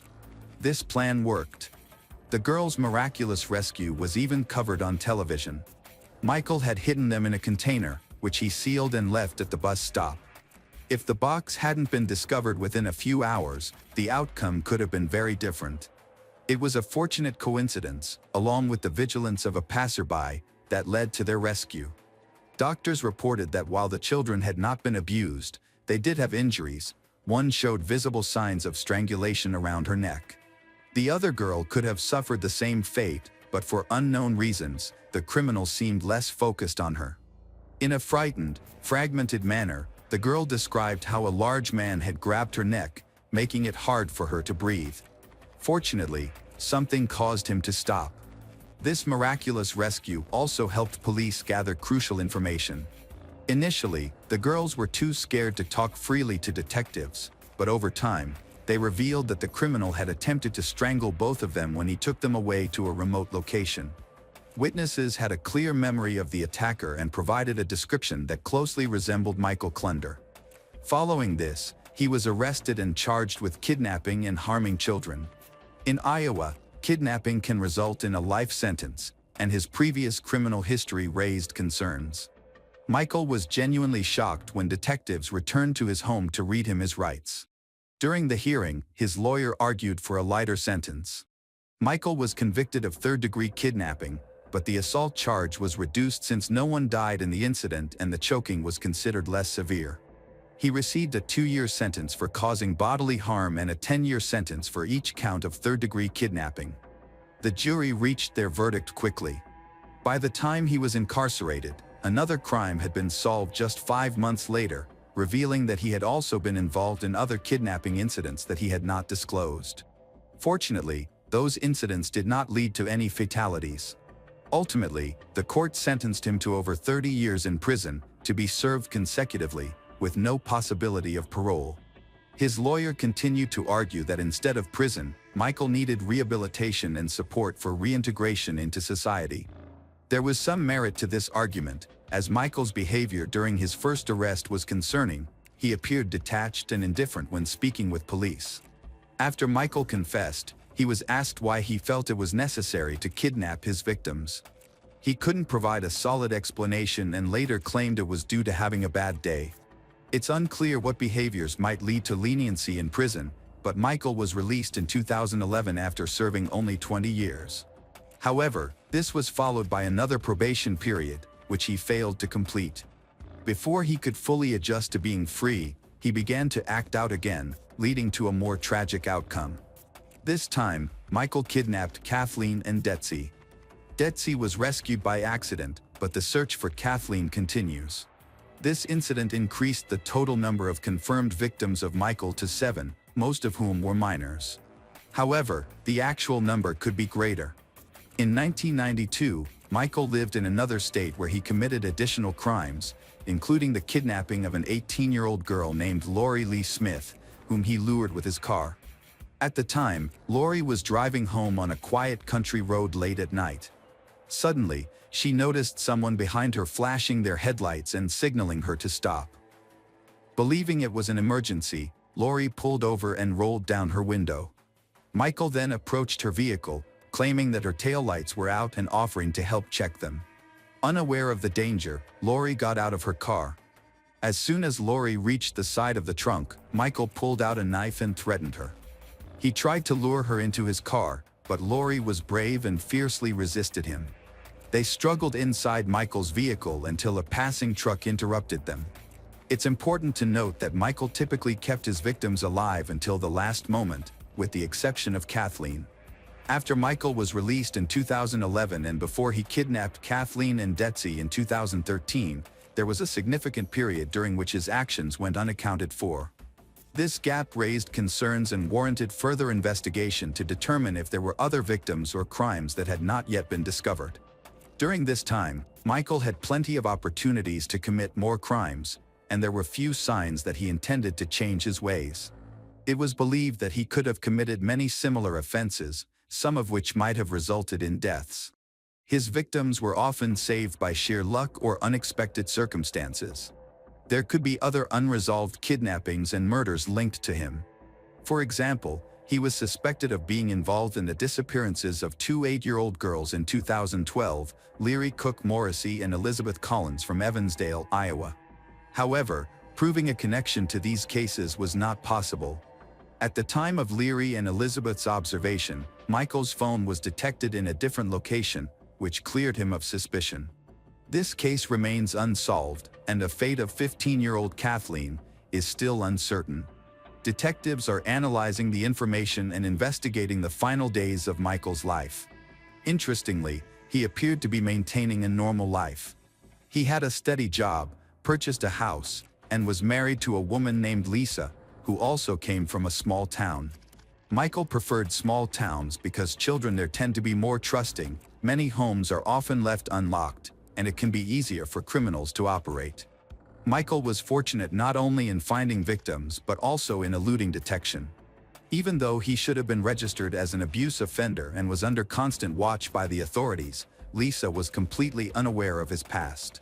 As a result, detectives decided to search their home first. On February 25, 2013, law enforcement officers spoke with neighbors to see if anyone had seen Kathleen, but no one recognized her photo. Lisa, who listened in shock to the revelations from the police about her husband, felt overwhelmed and was unable to provide any useful information to the investigator. Around this time, 12-year-old Detsy had regained her composure. She spoke with the detectives and later participated in several interviews, which helped them piece together the details of her escape. Detectives searched the barn but did not find Kathleen there. Hopes for her safe return quickly faded when bloodstains found in Michael's car were matched to her DNA. The circumstances surrounding Kathleen remained unclear, but they were able to make some predictions about Michael's behavior. When he returned and discovered that Detsy had escaped and taken his weapon with her, he concluded that it was all over for him and took his own life. Michael likely feared returning to prison, knowing that other inmates would have treated him terribly for his crimes against children. Something terrible must have happened to Kathleen, leading him to choose death over life in prison. Even after Detsy's escape, there were still no updates about Kathleen. The search continued, and in those initial days, they discovered the girls' backpacks, which Michael had left behind in the forest. Kathleen Shepard's fate was discovered 2 weeks later when a body was found in the river, a few kilometers from her hometown. Unfortunately, her body's condition had deteriorated, making identification difficult. Eventually, it was confirmed that the body belonged to Kathleen Shepard. Investigators found signs of sharp objects on her body and the same bindings used to restrain Detsy. In this way, Kathleen became Michael's last victim. This situation raises questions regarding Michael as an individual. In light of these events, the public expressed outrage towards law enforcement, accusing them of protecting dangerous criminals more than the victims. Interestingly, Lisa, Michael's wife, was one of the few who genuinely mourned him. Could she have been the only person to see some humanity in him that could inspire affection? Or was her seeming affection a result of her husband's manipulative behavior?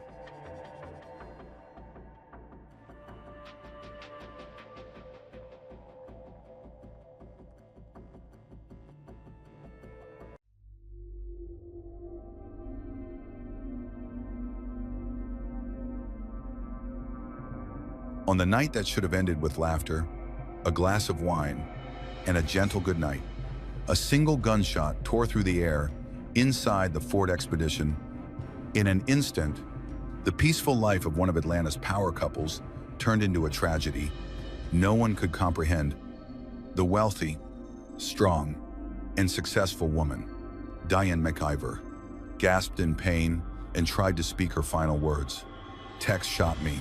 From that moment, the life of Tex McIver, a prominent attorney, a man of political influence, and a skilled marksman who owned more than 100 guns, became the focus of a case that would shock all of America. An accident, or a conspiracy, love, or betrayal, carefully hidden beneath the glitter of wealth and power. The deeper people looked, the more bewildered the public became. Was this merely an unforeseen tragedy, or a premeditated path leading to the death of a woman worth more than $12 million?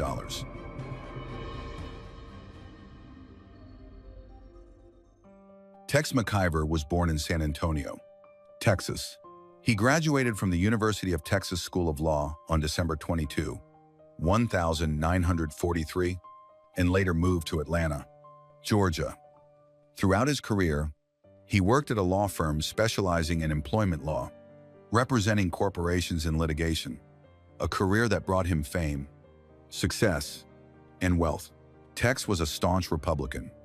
He served on the State Board of Elections for 12 years and ran for governor in 2005.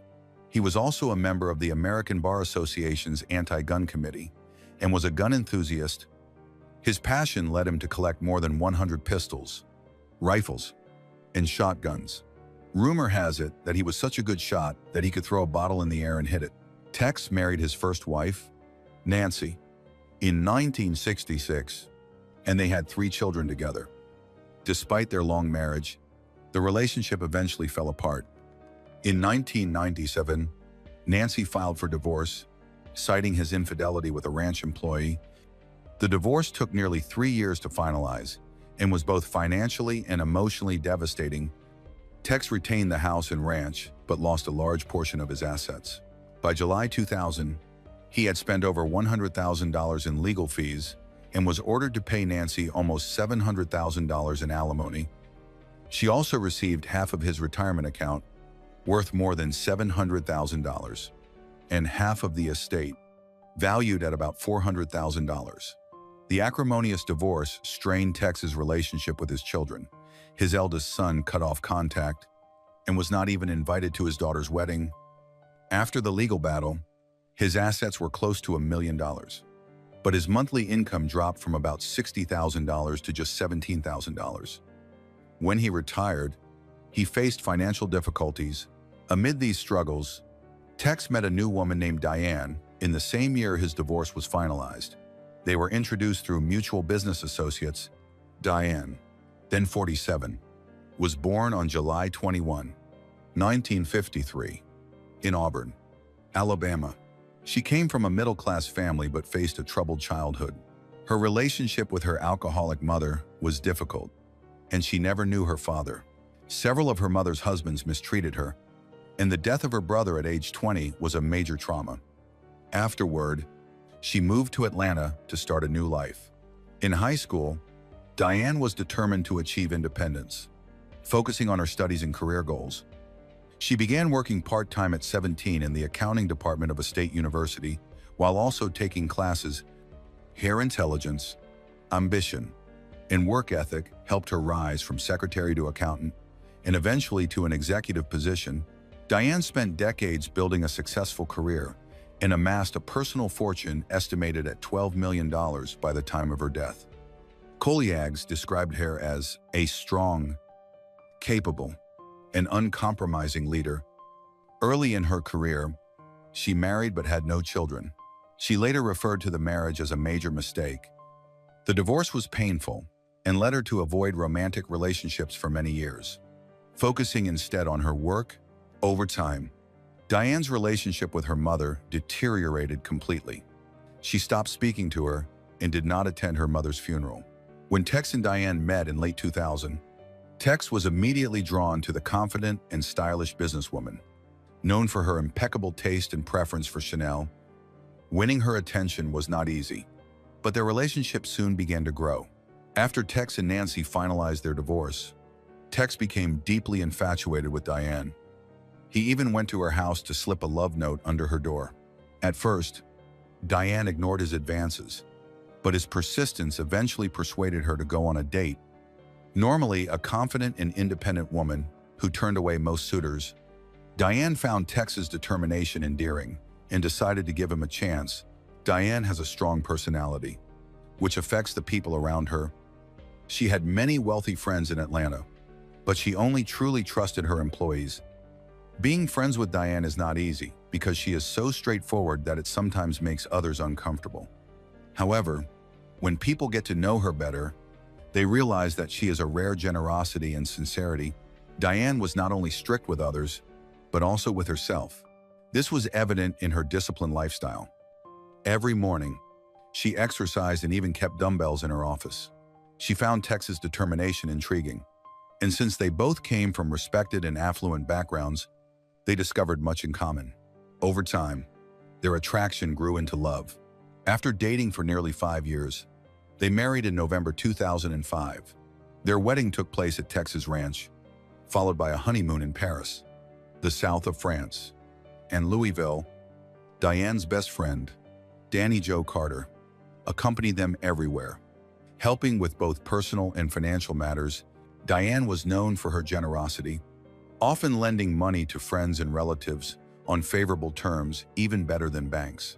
Her close friend Terry Brown, who became both her assistant and confidant, oversaw these transactions. He was aware that Tex was one of her borrowers. Even before their marriage, they had decided to keep their finances separate.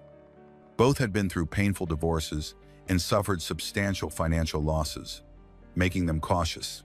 This arrangement made sense. Diane's wealth was estimated at about $12 million, mostly in real estate, while Tex was worth around $1.5 million and experiencing financial difficulties. He borrowed money from Diane to expand the guest house on their ranch, converting it into a Wild West-style party venue. Tex made his loan payments consistently, and in 2014, Diane extended the repayment period by 3 years. The new agreement included a clause allowing her to take ownership of the property if he failed to repay the loan in full. Their friends believed this was mainly related to tax issues. However, other financial changes were rumored as well. The couple reportedly planned to amend their wills. Previously, Diane had left most of her estate to her friend Austin, the son of a Fulton County judge with whom she was close. Although Diane never had children and no longer wanted any at her age, she treated Austin like her own son. He called her mommy, and she supported him by hosting parties, paying for his private schooling, and planning to cover his college expenses. Austin remained a beneficiary in Diane's will, but now Tex's name was included as well.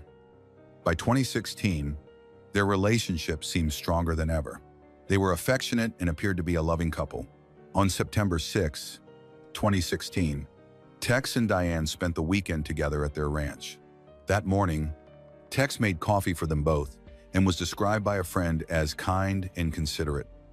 He then went golfing with a friend, taking Diane along, while their companion, Danny, stayed at the ranch to ride horses and do chores. Tex returned happy and bragged about winning his game. Everyone was in good spirits. After golf, they all went to a restaurant for drinks before heading to dinner in a nearby town to meet mutual friends. By evening, only Danny remained sober, so she drove the group back to the ranch in a white Ford Expedition around 10 p.m. The ranch was located on the outskirts of Atlanta. Although it was late, traffic was still heavy, so Danny decided to take a different route. Tex was sleeping in the back seat. Diane woke him up so he could sleep better after arriving. When Tex opened his eyes, he realized they were passing through a poor neighborhood. known for its high crime rate and large homeless population. Tex decided it was a bad idea to go into the area just in case. He asked Diane to get the gun from the glove compartment. It was wrapped in a plastic bag and loaded. Diane immediately handed the gun to her husband. Tex placed it on his thigh, ready to defend himself, then went back to sleep. As they stopped at a traffic light, a loud bang suddenly echoed through the car. Danny first thought they had been hit by another vehicle, but then heard Tex exclaim that the gun had gone off accidentally. When Danny leaned forward to check if the bullet had hit the car's floor, she saw Diane slump forward in the front passenger seat, struggling to breathe. Diane had been shot in the back and gasped that Tex had shot her. Everything happened so quickly that she barely felt pain at first. Tex panicked and told them to go to Emory Hospital.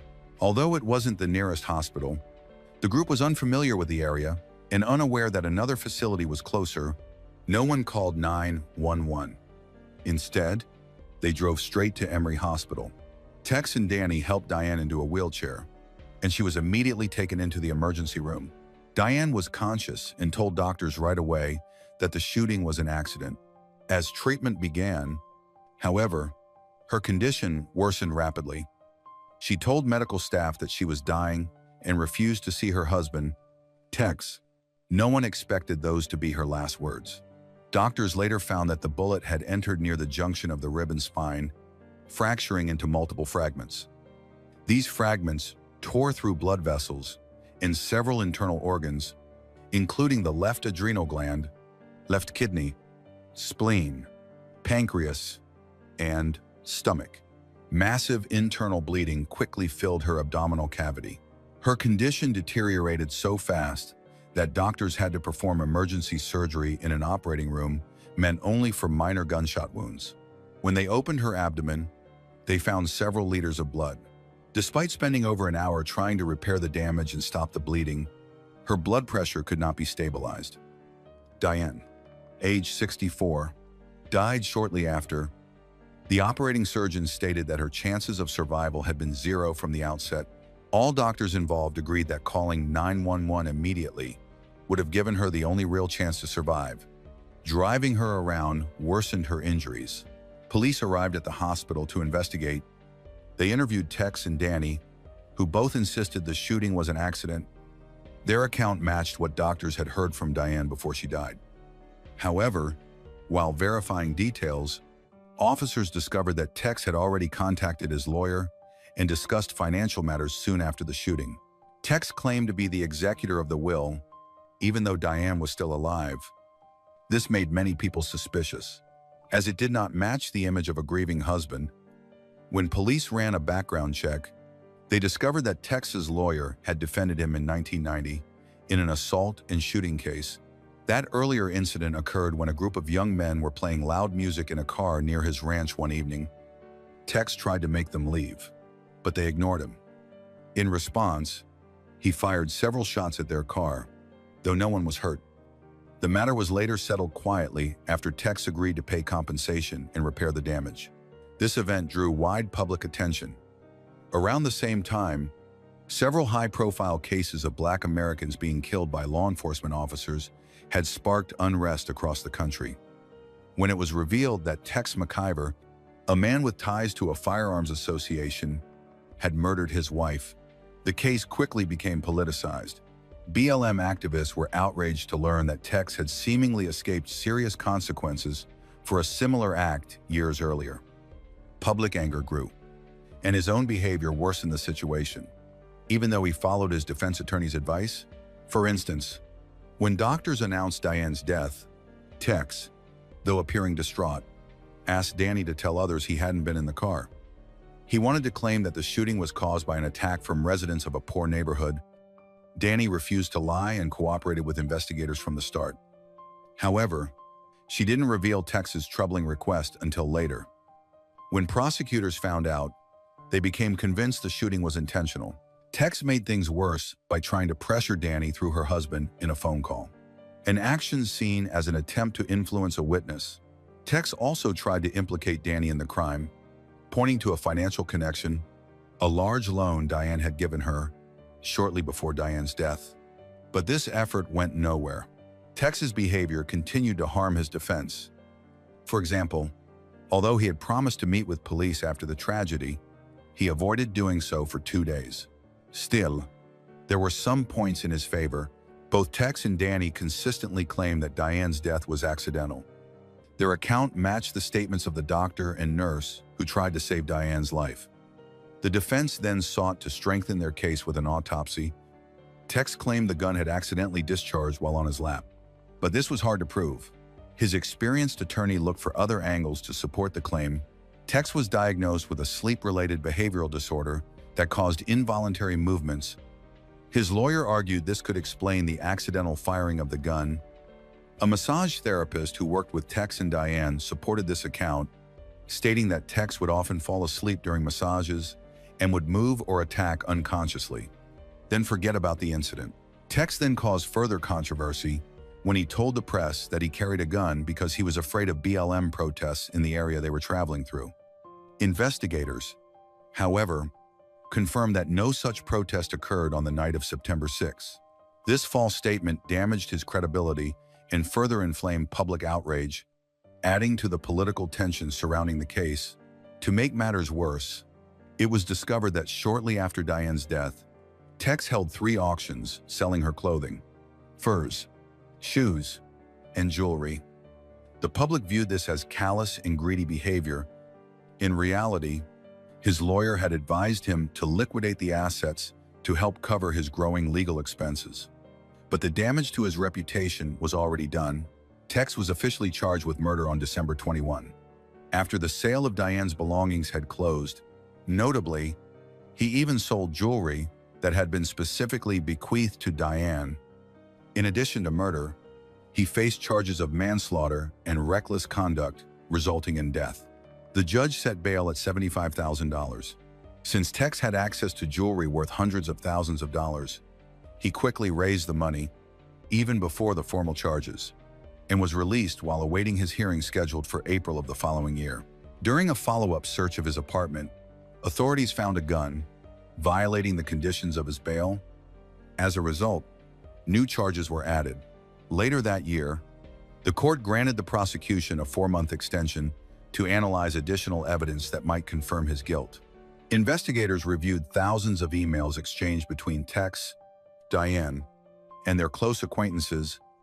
Rumors spread that Tex had a mistress, his female masseuse. However, there was no evidence to prove that he had an affair. Even with his first wife, the masseuse herself expressed outrage at the rumors, claiming they damaged her professional reputation. Tex denied all accusations, and these denials were supported by friends and colleagues who described the couple as loving and devoted even after 16 years together, 11 of which they had been married. Those around them viewed their relationship as harmonious and free from financial or personal conflict. As the trial approached, the defense came well prepared. Their attorneys sought to expose weaknesses in the prosecution's case. One key question arose: did Tex cock the gun before dozing off? This mattered because a cocked pistol requires only 2 pounds of pressure to fire, while an uncocked one requires roughly 6 times more. This detail was central to determining whether the shooting was accidental. The defense argued that Tex, exhausted after several hours outdoors with his wife, and after drinking heavily, could have unintentionally discharged the weapon. They also pointed out that, as a gun expert, he knew a bullet could ricochet in a car, making it irrational for him to shoot intentionally. Furthermore, he wouldn't do it in front of Danny, his wife's best friend, who could easily testify against him. Seeing that the prosecution's case was weak, the lawyer focused on proving Tex's innocence. His goal was to have Tex acquitted, rather than pleading guilty to manslaughter to reduce the sentence. After the murder charge was downgraded, the jury could choose among 3 outcomes: convict him of manslaughter, convict him of involuntary injury leading to death, or acquit him entirely. Prosecution experts, however, argued that accidental discharges were practically unheard of, and that Tex, an experienced marksman and gun collector, would have known not to rest his finger on the trigger unless he meant to shoot. They therefore doubted his claim of an accident. Several of Diane's friends and colleagues also reported that Tex appeared emotionally detached and distant after his wife's death, focusing instead on work. finances, and reintegrating with his ex-wife. This raised suspicions, especially since the couple had recently disagreed over her will. Diane had intended to leave most of her estate to her godson, Austin. While Tex wanted her to favor his son from a previous marriage, Diane remained firm in her decision. Whether she never had the chance to amend her will or whether the document was somehow lost remains uncertain. The prosecutor focused on a letter written by Tex, in which he complained about his overwhelming living expenses of $25,000 per month. He was in serious financial trouble and owed money to several people, including Diane, despite still having around $7 million in cash. His funds were depleting rapidly. In that same letter, Tex wrote that everything would soon be fine, though what he meant by that was unclear. Prosecutors argued that he had a motive to kill his wife in order to obtain her inheritance. The jury initially couldn't reach a consensus, and the judge granted them more time. Then they made a puzzling decision. Tex was found not guilty of premeditated murder. This decision brought Tex temporary relief, but that joy didn't last long. He was convicted of aggravated murder, assault with a deadly weapon, and possession of a weapon during the commission of a felony. As a result, Tex McIver was sentenced to life in prison. His defense team filed several appeals, arguing that Diane's death was partly accidental and worsened by her friend Danny's actions.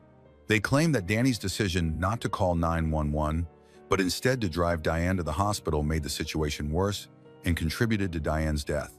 Although Danny was never charged, this argument influenced later proceedings. In 2024, the defense's persistence led to a plea deal. Tex pleaded guilty to reduced charges and received a 15-year sentence with 7 years to be served on probation. The 7 years he had already spent in jail awaiting trial were credited toward his prison time.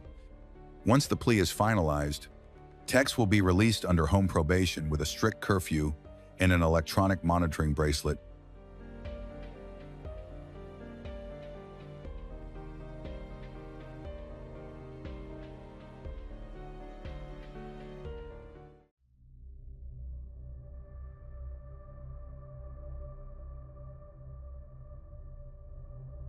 When Stacy, 32, collapsed suddenly in her home, her friends and family were stunned. Doctors quickly attributed the cause to a history of heart disease. Her death was ruled a tragic medical complication. But behind that seemingly plausible explanation were a host of unanswered questions. Why had her symptoms come on so suddenly? For years, the truth was shrouded in a veil of natural causes. But then quiet suspicions grew, forcing investigators to dig deeper. And what they found was not only shocking, but also revealed a macabre plot, a murder weapon, disguised in the most innocuous of ways.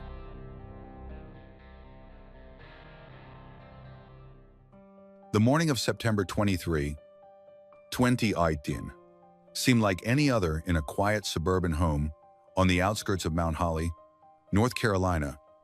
Two young girls were playing nearby while their mother, 32-year-old Stacy Hunsucker, rested in the living room.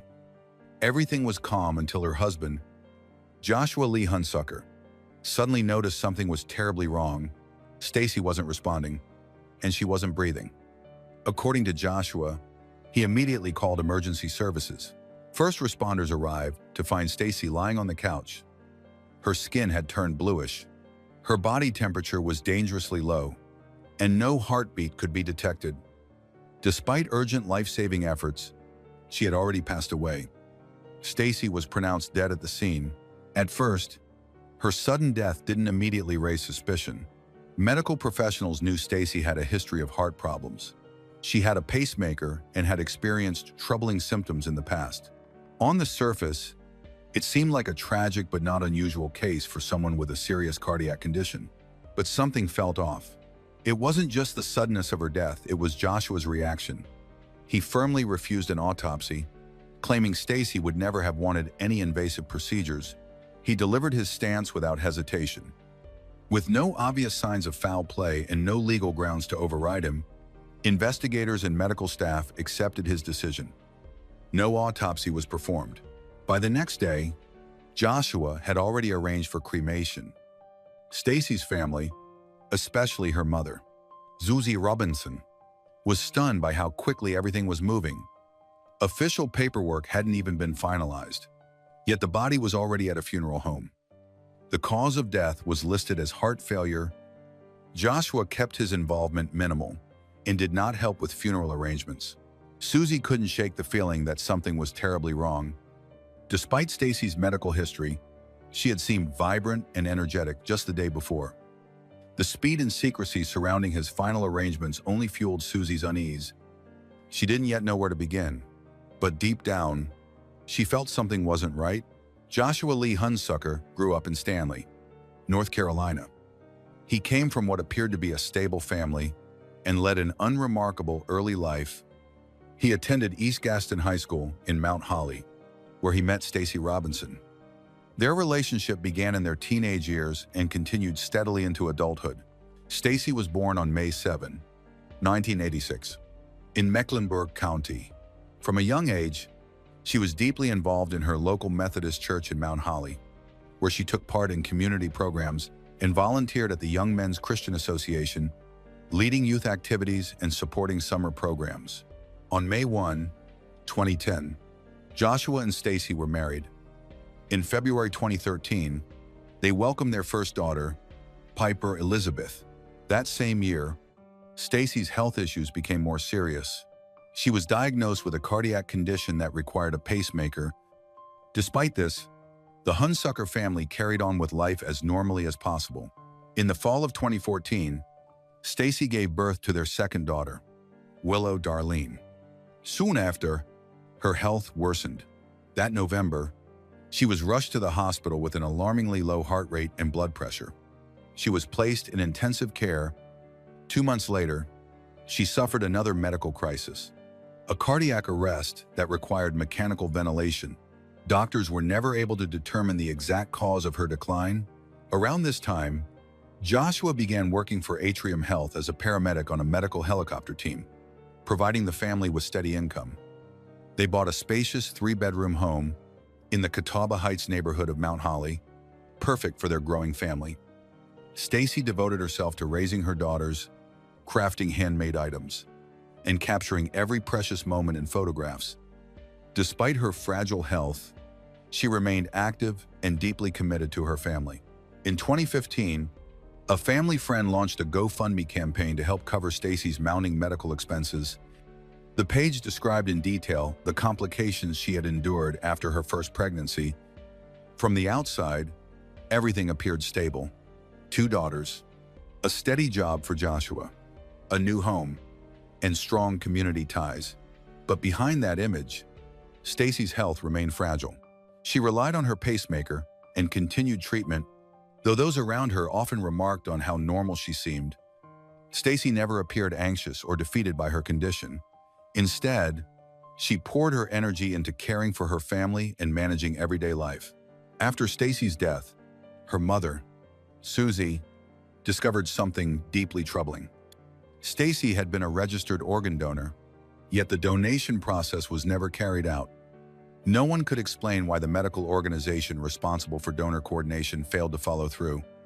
Joshua insisted he was honoring Stacy's wishes, but he never provided any documentation to support his claim. The entire burden of arranging the funeral fell on the Robinson family. Susie and her husband, John, managed every detail, from selecting the urn to publishing the obituary. Without Joshua's help, during this time, Joshua showed little sign of profound grief. What shocked the family even more was what happened just weeks later. Another woman moved into the house. Joshua was suddenly living openly with someone new, who quickly became a visible presence in the same home where Stacy had lived. The speed of it all was staggering. There were no conversations, no explanations offered to Robinson family, and no thought given to how Piper and Willow might process such an abrupt change. The Robinsons couldn't ignore how quickly Joshua seemed to move on. He never sought counseling, nor did he ask for guidance on how to help his daughters cope with the loss of their mother. Every decision was made unilaterally, without involving Robinson family or considering their perspective. To Susie, Joshua's behavior felt disturbingly out of place. She knew that grief manifests differently for everyone, but what she witnessed didn't resemble grief at all. She wasn't the only one who felt uneasy. Friends of the family, aware of growing tension between Stacy and Joshua in the weeks before her death, also began to question his actions.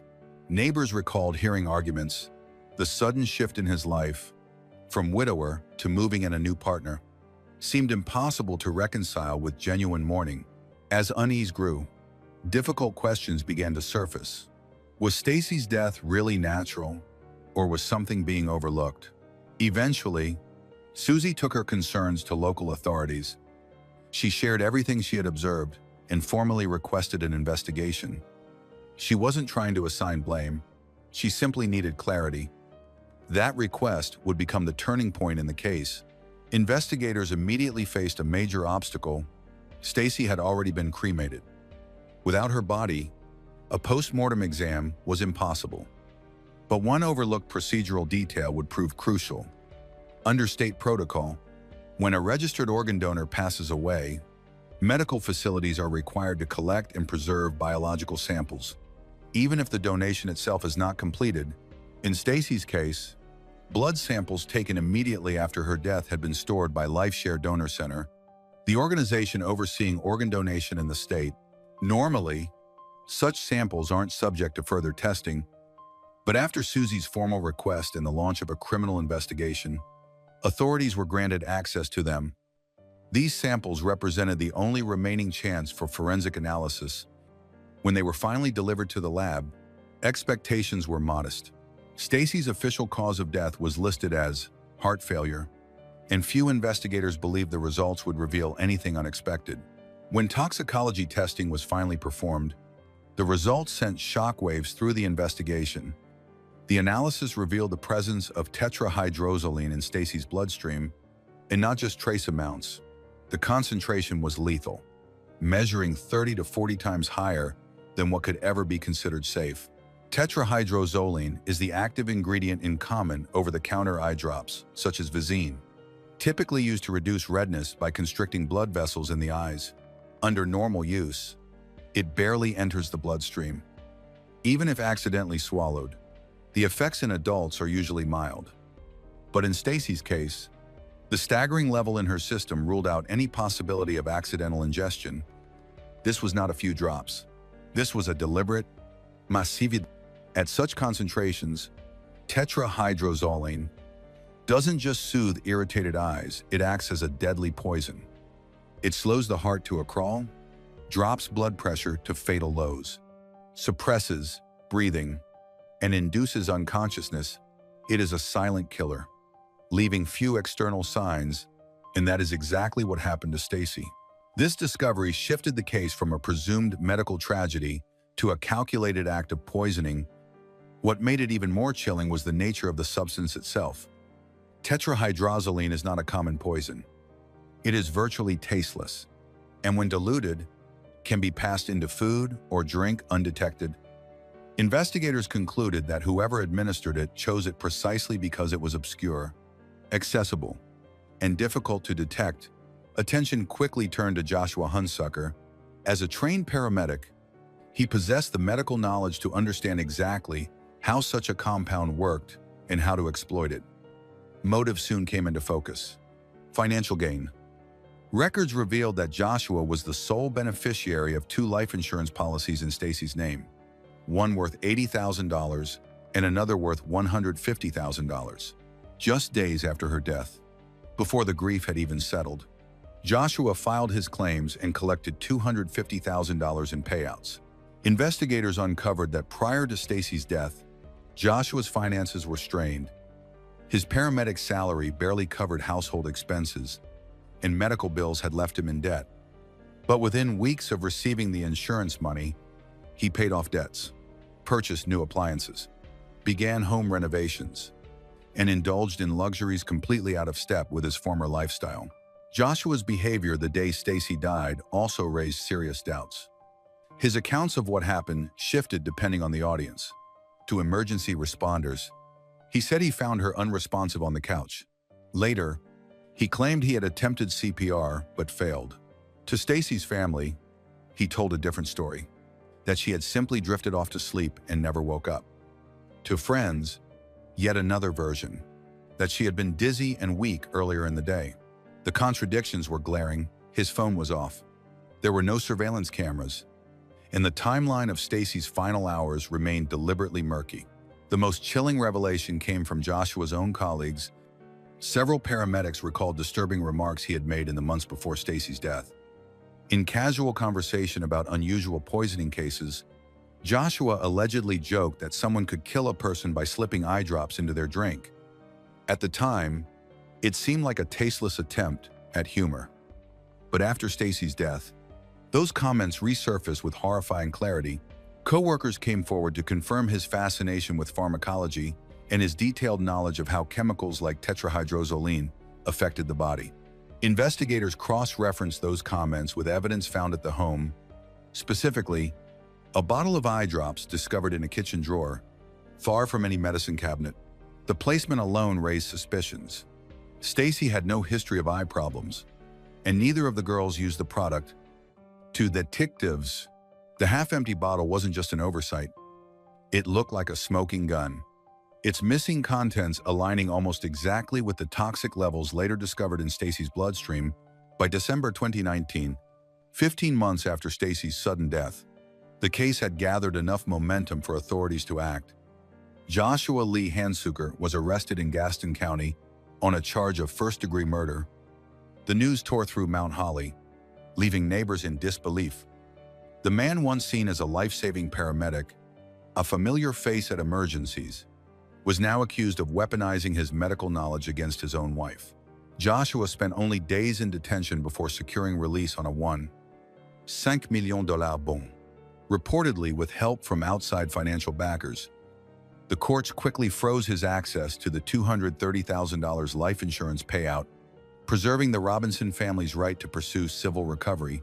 Prosecutors also filed insurance fraud charges, noting that Joshua had signed sworn declarations stating no suspicious circumstances surrounded Stacy's death, a statement investigators now believed was intentionally false. Meanwhile, Stacy's parent, Susie and John Robinson, turned to the courts themselves. They sought custody of their granddaughters, arguing that Joshua, now charged with their mother's murder, could no longer provide a safe home. The request set the stage for a bitter custody fight, with the children's future hanging in limbo. While the criminal case played out, Joshua, under increasing pressure, assembled a legal defense. His attorneys dismissed the state's case as circumstantial, arguing that the toxicology report alone could not prove intent. They painted the prosecution's narrative as speculative, built on coincidence and gossip. But as proceedings continued, more voices came forward. Joshua's colleagues, acquaintances, and even neighbors. Some recalled his grim jokes about poisoning with eye drops. Others described a marriage marked by tension, financial stress, and Joshua's growing dissatisfaction. The once pristine image of a dedicated family man began to fracture.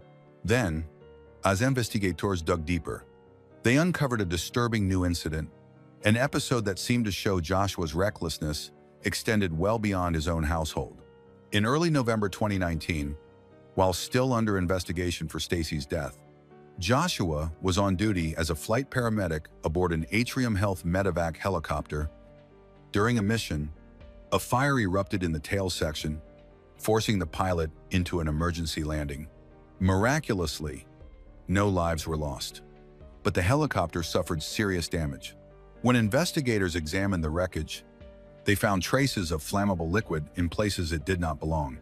Alongside clear signs of tampering, security cameras provided a chilling piece of evidence. Joshua had been seen near the aircraft just before takeoff off shift, and alone. For investigators, the incident painted a picture of a man spiraling out of control, willing to gamble with innocent lives, even as the noose of suspicion tightened around him. Law enforcement and the Federal Aviation Administration officials pressed Joshua about the helicopter fire. He insisted he had simply been checking equipment, but Atrium Health's internal logs proved otherwise. The inspection that morning was assigned to another staff member. Joshua had no clearance, no official reason, and no explanation for being near the aircraft. His presence became more damning when investigators unearthed a new lead, a receipt from a local gas station. Using his own debit card, Joshua had purchased an aerosol can containing highly flammable chemicals just days before the incident. Laboratory testing confirmed that the same chemical signature was embedded in the scorched panels of the helicopter. For investigators, this wasn't negligence. It was sabotage. Theories of motive ranged from calculated distraction to psychological breakdown. Mental health experts speculated he might have been unraveling under the weight of looming murder charges, lashing out in reckless, self-destructive ways. But prosecutors saw it differently. This was not a cry for help. It was deliberate endangerment. The official charge reflected the gravity: intentional damage to an aircraft with potential risk to human life. The case already painted Joshua as manipulative, but the helicopter fire introduced something darker: volatility. A man accused of poisoning his wife was now linked to an act of public sabotage, reinforcing the image of someone spiraling out of control and willing to gamble with the lives of strangers. Then came February 2023, and Joshua's most audacious lie yet. On the night of the 21st of February, he phoned police with a frantic story. He had been kidnapped. He claimed that while taking out the trash, a car pulled up. A masked man brandished a weapon, and he was shoved into the trunk. He said, hours later, he was dumped back near his home. Incredibly, he pointed a finger at John Robinson, Stacy's father, as the possible mastermind.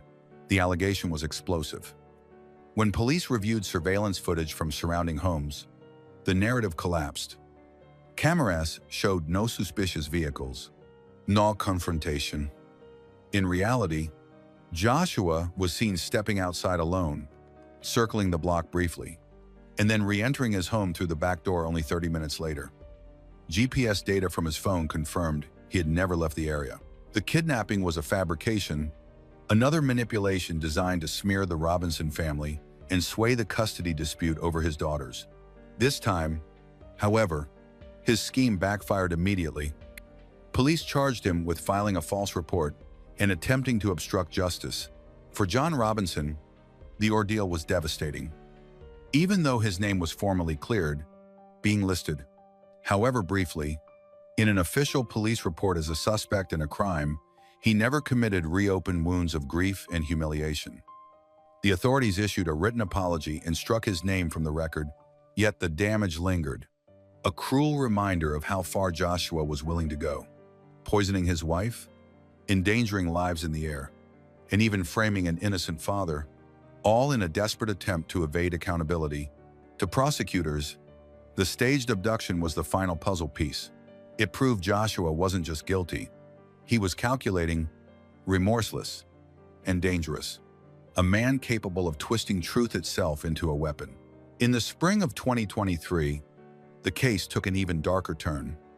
Piper, the 10-year-old daughter of Stacy, was temporarily under the Robinsons' care when she suddenly began suffering from alarming symptoms: fatigue, dizziness, weakness, dangerously low blood pressure, and a slowing heartbeat.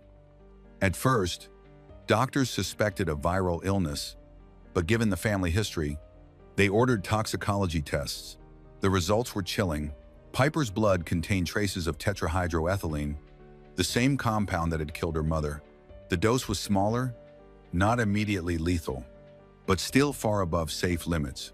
Medical experts concluded the exposure was not accidental, it was deliberate. They warned that if the exposure continued or had been slightly higher, the outcome could have been fatal. Investigators immediately turned to Piper's environment. The Robinsons swore there were no such eye drops in their home, and doctors confirmed Piper had never needed or been prescribed them. A search of Joshua's residence revealed a smoking gun, a fresh bottle of eye drops laced with tetrahydroethylene, and an empty blister pack of medication designed to intensify toxicity. The timeline sealed the suspicion. Days before Piper's collapse, Joshua had been granted unsupervised visitation. Within 24 hours of her returning home, she was in distress. Prosecutors theorized Joshua had poisoned his daughter not to kill her, but to frame the Robinsons, knowing that if Piper's health failed under their care, it could cast doubt on their fitness as guardians and potentially restore his access. The dosage was calculated, just enough to sicken her. This revelation was viewed as a turning point. Prosecutors amended the charges to include attempted harm to a minor with intent. In an emergency ruling, the court stripped Joshua of all visitation and contact rights, placing full custody of Piper and her sister permanently with the Robinsons. The family was also granted grounds for a civil lawsuit, accusing Joshua of endangering his own child as part of a manipulative scheme, but Joshua's malice did not end there. By mid-2024, his behavior spiraled into outright terror campaigns against Stacy's parents. Susie and John Robinson began noticing signs of surveillance. Unmarked envelopes containing family photographs, candid shots of their home, even a note that read chillingly, "I see everything. I'm close." The harassment escalated. Packages arrived with grotesque contents: children's toys, a small box of girls' clothes, and once, a container of food labeled, "For the memories." Postal investigators later traced the shipments to lockers rented under false identities. John installed cameras around their property. One night, footage captured a hooded figure, Joshua's build unmistakable, pausing outside the Robinson home, raising a phone as if recording. That evidence was enough. The Robinsons filed a formal complaint, citing stalking and threats. Prosecutors argued Joshua had flagrantly violated existing no-contact orders. The court agreed. A new arrest warrant was issued, painting a portrait of a man who had moved beyond poisoning and manipulation into obsessive, calculated psychological warfare against the very people trying to protect his children.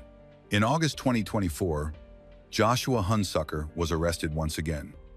This time, investigators uncovered chilling evidence inside his home: packing supplies, empty envelopes, printed photographs, and a laptop filled with drafted messages aimed directly at the Robinson family. Even more disturbing was a detailed map, marked with addresses, routes, and surveillance points. It painted the picture of a man who wasn't just watching, but plotting. When confronted, Joshua tried to downplay the discovery. He insisted he was only gathering evidence and claimed he had every right to document events for his own protection. But the sheer scope of what investigators found told a different story, one of intimidation and manipulation. With that, his arrest was extended, and this time there would be no bail. This incident proved to be a turning point in the case. It showed prosecutors that Joshua wasn't simply trying to defend himself within the law. He was actively interfering with justice, targeting the very people who sought accountability for his wife's death. In court, the evidence was overwhelming. Toxicology and forensic reports, witness testimony, surveillance footage, hundreds of pages of documentation, and a carefully constructed timeline tracing back to 2018. Prosecutors presented the court with a clear, methodical narrative of the series of actions Joshua had taken. Susie and John never missed a single session. Their presence was a reminder that this case was never just about evidence on paper. It was about a life stolen and 2 children forever scarred. The prosecution hammered this point home, arguing that Joshua wasn't only guilty of a crime years ago, but had proven himself to be dangerous over and over again. He is a dangerous and calculating individual, incapable of remorse. However, to date, Joshua's case is still in the pre-trial stage, with no final trial or verdict yet. A separate decision from family court permanently granted full custody of the daughters to the Robinson family. The girls received new documentation with their father's last name legally removed. They were provided with psychological support and approved to transfer to a different school and relocate. The story of Stacy is not only a tale of one family's unimaginable loss, but also a chilling reminder of how trust can be betrayed in the most intimate spaces. What began as a tragedy explained away by fragile health unraveled into a saga of deceit, sabotage, and cruelty. Though Joshua has yet to face a final verdict in criminal court, the evidence amassed against him paints the picture of a man who chose manipulation and destruction over love and responsibility. For Susie and John Robinson, the fight has never been about revenge. It has been about truth, justice, and protecting the 2 young girls left behind. Today, Piper and Willow are safe in the care of their grandparents.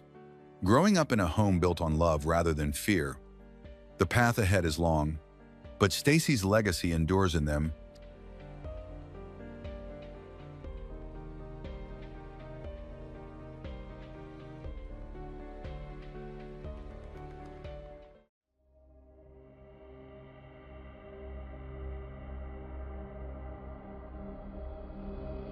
Some stories begin with a mystery, others begin with a lie. This one begins with both. Mindy Mebane and her husband, Nicholas, appeared to live an ordinary, happy life, steady jobs, close family ties, and hopeful plans for the future. But beneath that calm surface, darkness had already taken hold. When tragedy struck, Mindy was reported dead in a hospital, and not long after, Nicholas supposedly died in a mysterious accident. It seemed to mark the tragic end of their ordeal. But the truth started to unravel when a hunter discovered a woman's torso in the woods. The reconstructed face shocked Mindy's family, and what followed revealed a web of lies and horror far darker than anyone imagined. This isn't just a murder case. It's a chilling reminder that sometimes the greatest danger comes from the person you trust most. This is the story of Mindy Mebane Casotis and the devastating truth about what really happened to her.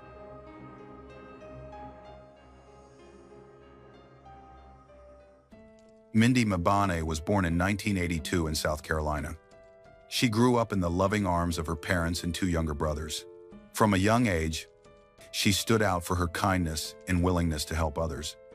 She loved creative activities. So, after graduating from high school, she went to college in Georgia, earned a BA in arts, and continued to develop her career. She then moved to Virginia to study for a master's in international relations. After graduating, she worked at a few law firms, then decided to move into the nonprofit sector to help people. Besides, she also opened a small business to increase her income. Mindy dreamed of having a family of her own. In 2014, she met Nicholas, a former Navy judge advocate officer who later worked as a military prosecutor and eventually served as legal counsel to senior Navy leadership at the Pentagon. 2 years later, they married and moved to a quiet suburb near Washington. A few years later, Nicholas left government service to work on a classified software project for Microsoft, while Mindy continued her nonprofit work and managed her small business. Life is pretty stable, and they are talking about having children. But then, everything changed. An FBI agent contacted Nicholas, warning that he was in danger because of his previous work and his current classified project.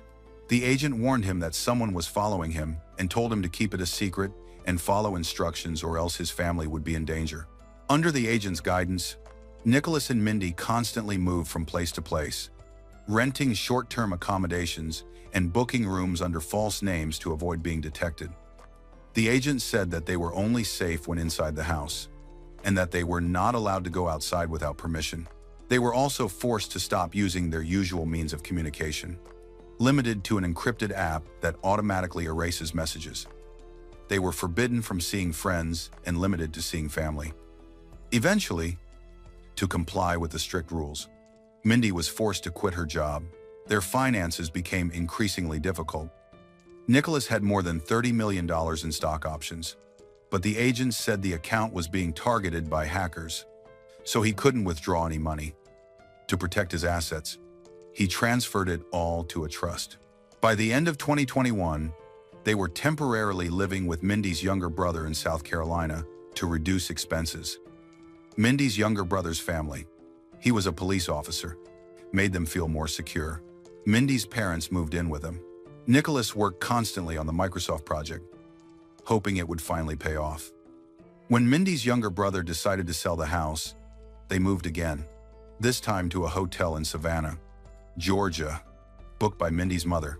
Soon after, the FBI agent found them another house where Mindy's parents joined them once more. Over time, the agent's rules became even more restrictive. They needed permission to leave the house, and Mindy's parents often had to wait hours before being allowed to return. Her father was required to leave for several hours a day because the agent said they were being monitored. Life was filled with anxiety and fear.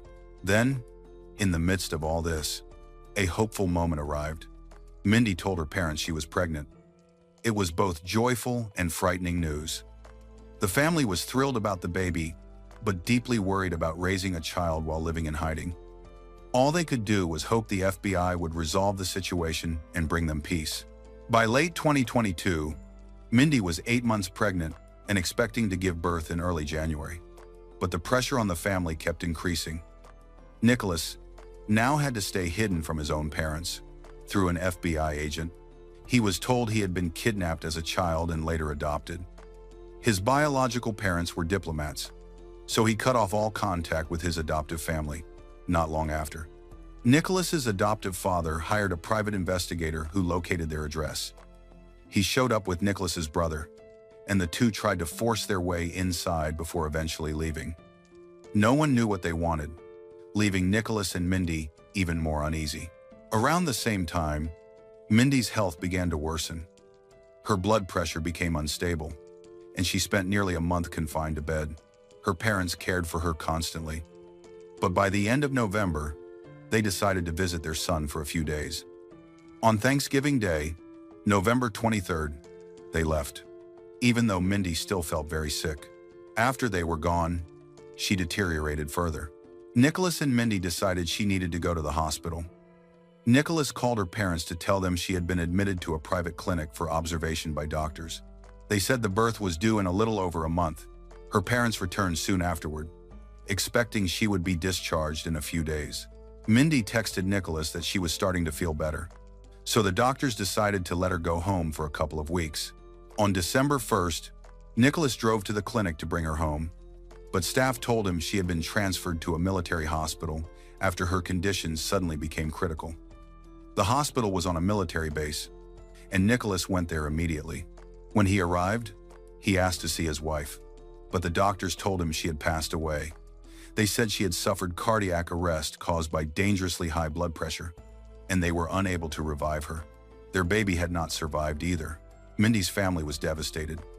They knew how weak she had been over the past month, but they couldn't believe she was dead, especially since they weren't allowed on base to see the body. Later, Nicholas went to retrieve her remains for a funeral, but the hospital informed him that Mindy had already been cremated without the family's consent. They said her ashes were in Alabama and gave him an address to collect them. Nicholas drove there, where a man met him by the roadside and handed him an urn said to contain Mindy's ashes, without any form of documentation. Despite this, Nicholas began arranging a memorial. He also rented an apartment for Mindy's parents because they couldn't bear to stay in the house where they had all lived during her final months. He stayed in contact with them until late February 2023, then suddenly disappeared. A few days later, Mindy's parents received a letter from the FBI agent saying Nicholas had been in a severe car accident and was in critical condition at an undisclosed hospital. The agent refused to reveal which hospital, claiming Nicholas was still in danger and it was safer if no one else knew his location. Months later, another letter arrived stating Nicholas had died. The entire situation felt suspicious. Mindy's parents began to fear that both Nicholas and Mindy had been killed, possibly by the same people who had been after him for years. They felt helpless, not realizing this was only the start of an even darker story. In May 2023, 6 months after everything had happened, Mindy's mother received a call from the police that would change everything. It began on December 2nd, 2022, the day after Nicholas went to pick up Mindy and was told she had been moved to a military hospital. That morning, a hunter in Georgia entered the woods outside Savannah. As he passed a shallow ditch, something unusual caught his eye. When he went closer, he was horrified to discover a woman's torso missing its head and legs. He immediately called the police. Soon, investigators and agents from the Georgia Bureau of Investigation arrived. As the medical team carefully recovered the remains, officers searched the surrounding area for clues. Before long, another hunter, a few hundred yards away, discovered a plastic storage container and, nearby, a knife with its handle wrapped in a disinfecting wipe. Detectives suspected the items were connected to the torso and expanded their search of the surrounding woods. The next day, the same hunter went to a different spot about 2 miles away. As soon as he pushed deeper into the trees, he came across a human leg. That same day, canine units were deployed, and the dogs led officers to a second leg and a container stained with what looked like blood. They then discovered the woman's buried, bloody, shredded clothing, along with numerous disinfectant wipes and empty trash bags scattered around. When the medical examiners reviewed the remains, they put the time of death between November 27th and November 30th, just days before the discovery. Although the exact cause of death was not yet determined, it was clear that this was a homicide. There were multiple stab wounds, along with classic defense injuries, and the body had been dismembered using a saw and a knife. A few days later, a search team with dogs discovered the victim's head buried quite a distance away. There were signs of a severe blow to the head. Even so, police still couldn't identify her. There were no fingerprints in any database, no DNA to match against, and checks on recent missing women in the county turned up nothing. The head was badly decomposed, which meant they couldn't say with certainty what the victim looked like. So, detectives turned to a specialist, a forensic artist known for reconstructing faces from skulls. About 2 weeks after the remains were found, the Georgia Bureau of Investigation released a composite of the victim, along with a basic description. They were hoping someone would recognize her, but nothing useful came in. That went on for a while, until investigators put out an updated, sharper sketch and added a more precise timeline. Experts now believe she'd been killed on November 27th, and the new sketch finally broke the case open. A woman named Heather called and said that the face in the sketch looked very much like her ex-husband's wife, Nicholas Casotis. She told them she'd seen Nicholas with Mindy a few years back and that the sketch was a strong match. The police immediately launched an investigation, but they did not find any information about Nicholas or Mindy in recent times. So, they turned to genetic genealogy and sent the DNA to a lab. A few months later, thanks to the analysis, experts tracked down the victim's relatives, including Mindy's mother. She was stunned by what she was hearing, but agreed to provide a DNA sample. And the test confirmed the victim was her daughter. It was Mindy. The family couldn't believe it and told police that for years, they had been told Mindy had died of cardiac arrest while pregnant, and Nicholas had died in a car accident. They had also heard that Nicholas had been chased by mysterious people, putting both of them in danger. Detectives found the whole thing hard to swallow because there were no official records of either Mindy or Nicholas being dead.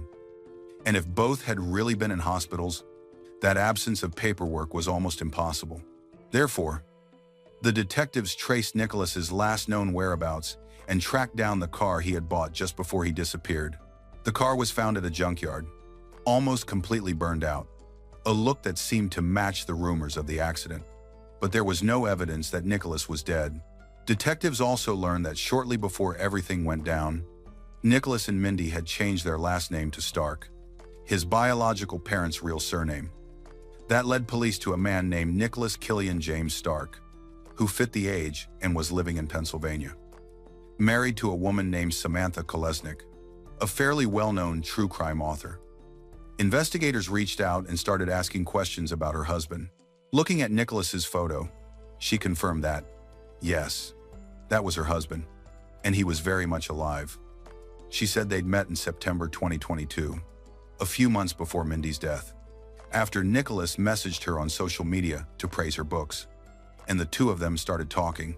Nicholas told her he also wrote true crime stories and claimed that his wife and unborn child had died years earlier, even though Mindy was still alive at that time. Samantha became interested in his writing, which he posted on a popular online forum where he had built a large following. She even bought the rights to one of his stories for $300,000. Nicholas also told her that he worked as a corporate lawyer and frequently traveled across states for work. After Mindy's death, Nicholas traveled to Pennsylvania to see Samantha. They began dating, and by March 2023, they were married and planning to buy a house.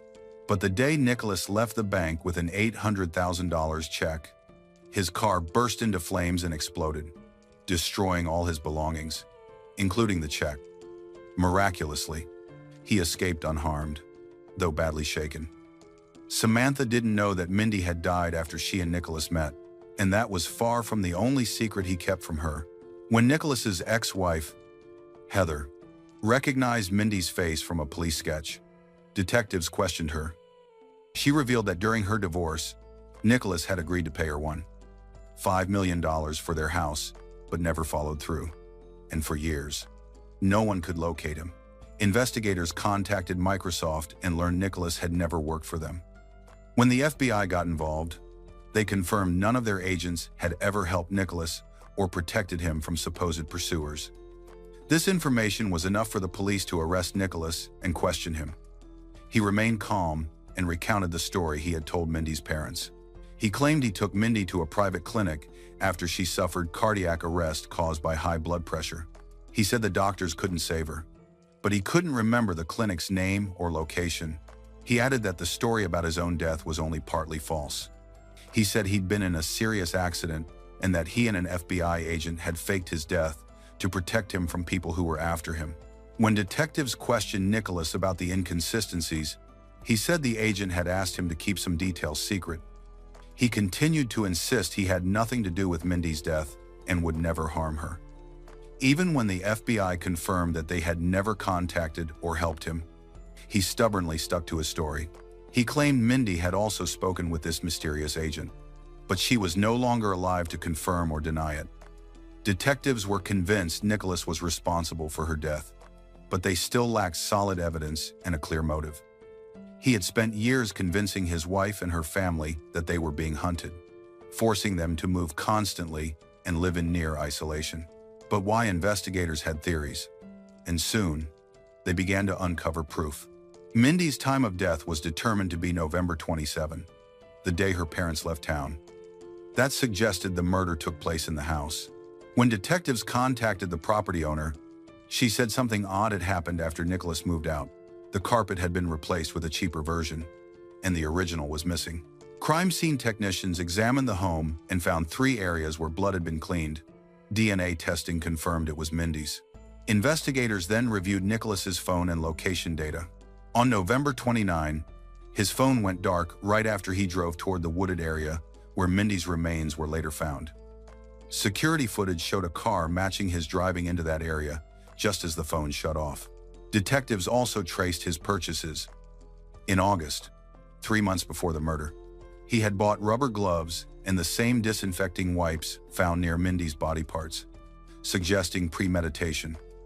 In November, he purchased a knife identical to the one found, along with a saw, shovel, and hammer. By then, prosecutors were confident they had enough evidence to take Nicholas to trial. 2 years later, in August 2025, the trial began. Nicholas's lawyer argued that his client did not kill Mindy. He blamed a supposed FBI agent, a real person, though not an actual agent, who, he claimed, had manipulated Nicholas and kept him constantly anxious for reasons no one could explain. Prosecutors told a very different story. They said Nicholas had fabricated everything: the threats, the agent, the alleged fortune, the Microsoft job, every bit of it. In reality, he was unemployed and deeply in debt to his ex-wife. According to them, all the secrecy, moving around, and attempts to stay hidden were just ways to avoid paying that debt and to evade the courts. Prosecutors showed the jury Nicholas's purchase records and location data. Nicholas admitted going to the woods, saying he took Mindy's belongings there in a plastic bin because the agent told him to. When he testified, he repeated his story, insisting he never killed his wife and that everything he did was under the agent's pressure, whoever that person really was. Nicholas's parents also testified. They denied his claim that he had been kidnapped as a child and confirmed they were his biological parents. Despite their disagreements with his story, they said they believed he couldn't have killed his wife, though they acknowledged he hadn't spoken to them in years. Then came a shocking twist. Although everyone believed Mindy had been 8 months pregnant when she died, medical experts found no evidence of any pregnancy. This contradicted what she had told family and friends. Prosecutors suggested she might have pretended to be pregnant at Nicholas's request, part of a scheme involving the supposed FBI agent, who thought a pregnant woman would be less likely targeted. There was another possible, though less convincing, explanation. Nicholas's first marriage had ended because his wife couldn't have children, and Nicholas wanted to be a father. Prosecutors proposed that Mindy might have faked the pregnancy to keep him from leaving her, though even they admitted that theory didn't fully make sense. As for motive, one idea was that Nicholas discovered Mindy wasn't actually pregnant and killed her in anger. But investigators found he had started preparing for the murder 3 months earlier, by which time he was already romantically involved with another woman. Prosecutors said the most straightforward explanation was that Nicholas killed Mindy so he could be with Samantha. Another part of the trial that drew attention was Nicholas's writing. He posted short crime and horror stories online, and one, the same one later bought by Samantha, included eerie similarities to what happened to Mindy. In the story, a mother-in-law named Betsy poisons her son's wife, making her constantly ill. In real life, Mindy had been feeling sick for about a month before her death. She wasn't pregnant, which could explain her symptoms. No poison was found in her remains, but experts said Nicholas might have used a substance that left no clear trace, though no proof was ever discovered. When the jury deliberated, it took just over an hour. They found Killian James Stark guilty of murder. He was sentenced to life in prison without the possibility of parole, plus an additional 25 years.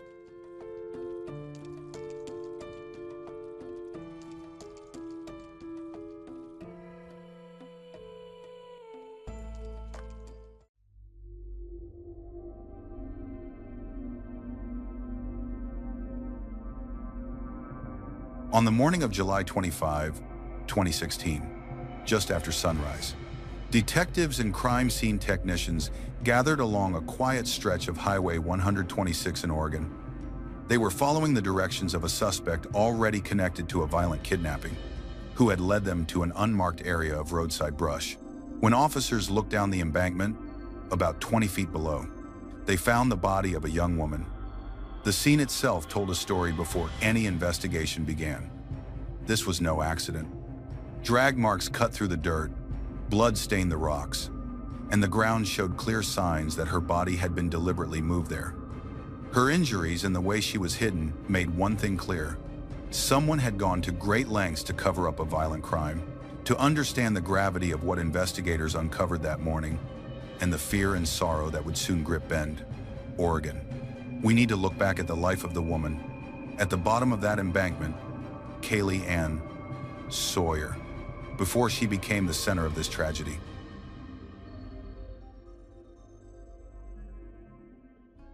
Kaylee Ann Sawyer was born on March 2, 1993, in Bend, Oregon. She grew up in a large, close-knit family with her parents, Jaime and Julie, and their new partners, and her 4 younger brothers. She is the only girl in the family. Growing up in Bend, with its beautiful natural surroundings, perfectly suited her active lifestyle. She enjoys spending time outdoors, exploring photography, painting, and reading. Her frequent trips to the library showed her strong desire to learn and grow. After graduating from high school, Kaylee began working as a dental assistant at Aubrey Dental. Her co-workers admired her ability to make patients feel comfortable and maintain a friendly, professional environment. Always eager to improve herself, she balanced her job with coursework at Central Oregon Community College, managing her time carefully between school and work. Kaylee is also in a happy and committed relationship with her boyfriend, Cameron Rhyme. They lived together near campus and shared a close circle of family and friends, supporting each other in everything they did. At that point, everything in Kaylee's life seemed positive and stable, with no sign of the tragedy that would soon unfold. Kaylee appeared to be building a bright future, successfully blending her education, career, and relationship. But on Saturday night, July 23, 2016, everything changed. That evening, she met friends downtown in Bend for a bachelorette party. The plan was simple: visit a few bars, enjoy music, and have fun together. She arrived a bit late but quickly joined in, dancing, talking, and enjoying herself. As the night went on, some friends decided to head home, but Kaylee and one other woman stayed out and went to another bar. There, Kaylee dances with a man she doesn't know. One of Cameron's acquaintances saw it and informed him. Cameron then came to the bar. Initially, their conversation was calm. but tension grew during the drive home. What began as a discussion turned into an argument. While disagreements weren't unusual for them, this one felt more intense. When she reached the parking lot in front of the apartment, Cameron advised her to take a walk to calm down before going inside. She got out of the car and walked away. Taking walks to calm down was something Kaylee often did. Cameron returned to their apartment, expecting her to come back soon, but time passed, and she didn't. The last message he received from her said goodbye and mentioned that her phone was turned off. After that, no one heard from Kaylee again. Early on the morning of July 24, 2016, Cameron, growing increasingly anxious, began searching for her himself. He walked through the neighborhood, checked nearby areas, and retraced the routes she usually took when she needed space. He reached out to friends and family, but no one had seen or heard from her. As hours went by with no sign of her, he contacted her family. They immediately knew something was wrong. Kaylee was responsible and always let someone know where she was going. Disappearing without a word was completely unlike her. Their worry deepened when she didn't show up for work at Aubrey Dental later that morning. Missing work without notice was something Kaylee would never do. Attempts to track her phone only further confused things, showing inconsistent locations. One near Eagle Crest, others unrelated to her usual schedule. These false leads frustrated her family and the volunteers who joined the search. After a missing person report was officially filed, police began investigating. As is standard procedure, they first looked into those closest to her, including Cameron, since he was the last to see her. That night, Cameron's actions and whereabouts were examined in detail. Even Kaylee's family couldn't completely rule out the possibility of his involvement, though they emphasized that nothing in their relationship suggested he could have hurt her. While police gathered initial information, the search remained disorganized and without clear direction. There were no strong leads, no verified sightings, and no clear understanding of what had happened. Then came an unexpected twist. On the morning of July 25, 2016, a woman named Isabel Ponce Lara walked into the Redmond Police Department. Isabel was the wife of Edwin Lara, a campus security officer at Central Oregon Community College. Clearly anxious and distraught, she requested to speak with an officer in private. Isabel explained that her husband had come home the night before and confessed something disturbing. He had hit a girl with his patrol car. When she asked for more details, he only said that the girl's belongings were in their shed, then left the house. This was the first time Edwin Lara's name appeared in connection with the disappearance of Kaylee Ann Sawyer. His supposed confession conflicted with the evidence investigators had gathered so far, but it demanded immediate verification. Police documented Isabel's statement carefully and asked for information about the vehicle involved. Since Edwin's patrol car was owned by the college, investigators prioritized examining it for potential evidence. If the event unfolded as Isabel described, the vehicle itself might hold crucial clues. From that moment, the investigation's focus shifted. What started as a missing persons case now appears to be linked to a serious crime. This raised a troubling question. Could a campus security officer truly hide something so grave? That possibility alone was enough to make the police pay special attention to Isabel's testimony. Despite the lack of hard evidence, this confession, albeit indirect, became the most important clue. Edwin was now at the center of the investigation, linking Kaylee's disappearance to a far more disturbing situation. Based on Isabel's testimony, the police obtained a search warrant for her and Edwin's home. Investigators started with the garage and shed, the places Isabel mentioned. Before long, they found a green duffel bag containing blood traces. Inside were identification, clothing, and personal belongings that were confirmed to belong to Kaylee Ann Sawyer. As the search continued, the findings became increasingly disturbing. In the utility area, the police found blood on the floor. Not just a few small drops, but large smeared stains, indicating signs of dragging or forceful contact. Nearby was a heavy rock with strange markings on its surface. Forensic experts later confirmed the rock was involved in the case, but its presence immediately raised alarms. One item that immediately caught investigators' attention was Edwin's security uniform, found inside his home. The amount and location of the blood was completely inconsistent with a minor accident, especially with the claim of a roadside accident. Officers also found a school project tucked away in a drawer. The project focused on a known serial killer called the Railroad Killer. Although it wasn't direct evidence, it was included in the official report as a detail that added insight into Edwin's psychological state. Overall, the traces in Edwin's home were enough to completely disprove the claim of a traffic accident. The amount and nature of what was found pointed strongly to violence and to a deliberate effort to hide it. When the investigators analyzed the scene, they asked themselves, how carefully had this act been prepared, given that so many traces were concentrated in one place, clearly revealing the picture of the crime. At that point, Edwin's house was no longer merely noteworthy. It had become the very center of the case. It had become central to understanding what really happened the night Kaylee disappeared. The evidence connected Edwin far more directly to the case than investigators had first believed. With those new findings, police hoped to bring him in for questioning right away. But that plan quickly fell apart. By the time his wife Isabel arrived at the Redmond Police Department, Edwin had vanished. He had left the house, taken the family car, and told no one. Not even his wife or his co-workers at Central Oregon Community College, where he worked as a campus security officer. Soon after, police began tracking his movements and saw him heading south. From that moment, Edwin was no longer just a person of interest in Kaylee's disappearance. He appeared to be fleeing responsibility. Alerts went out to the Oregon State Patrol and later into California. As new information came in, investigators realized Kaylee's case might be only the beginning. At the same time, reports along the route indicated that Edwin was behaving unusually, frequently approaching unfamiliar women and clearly showing an intention to evade capture.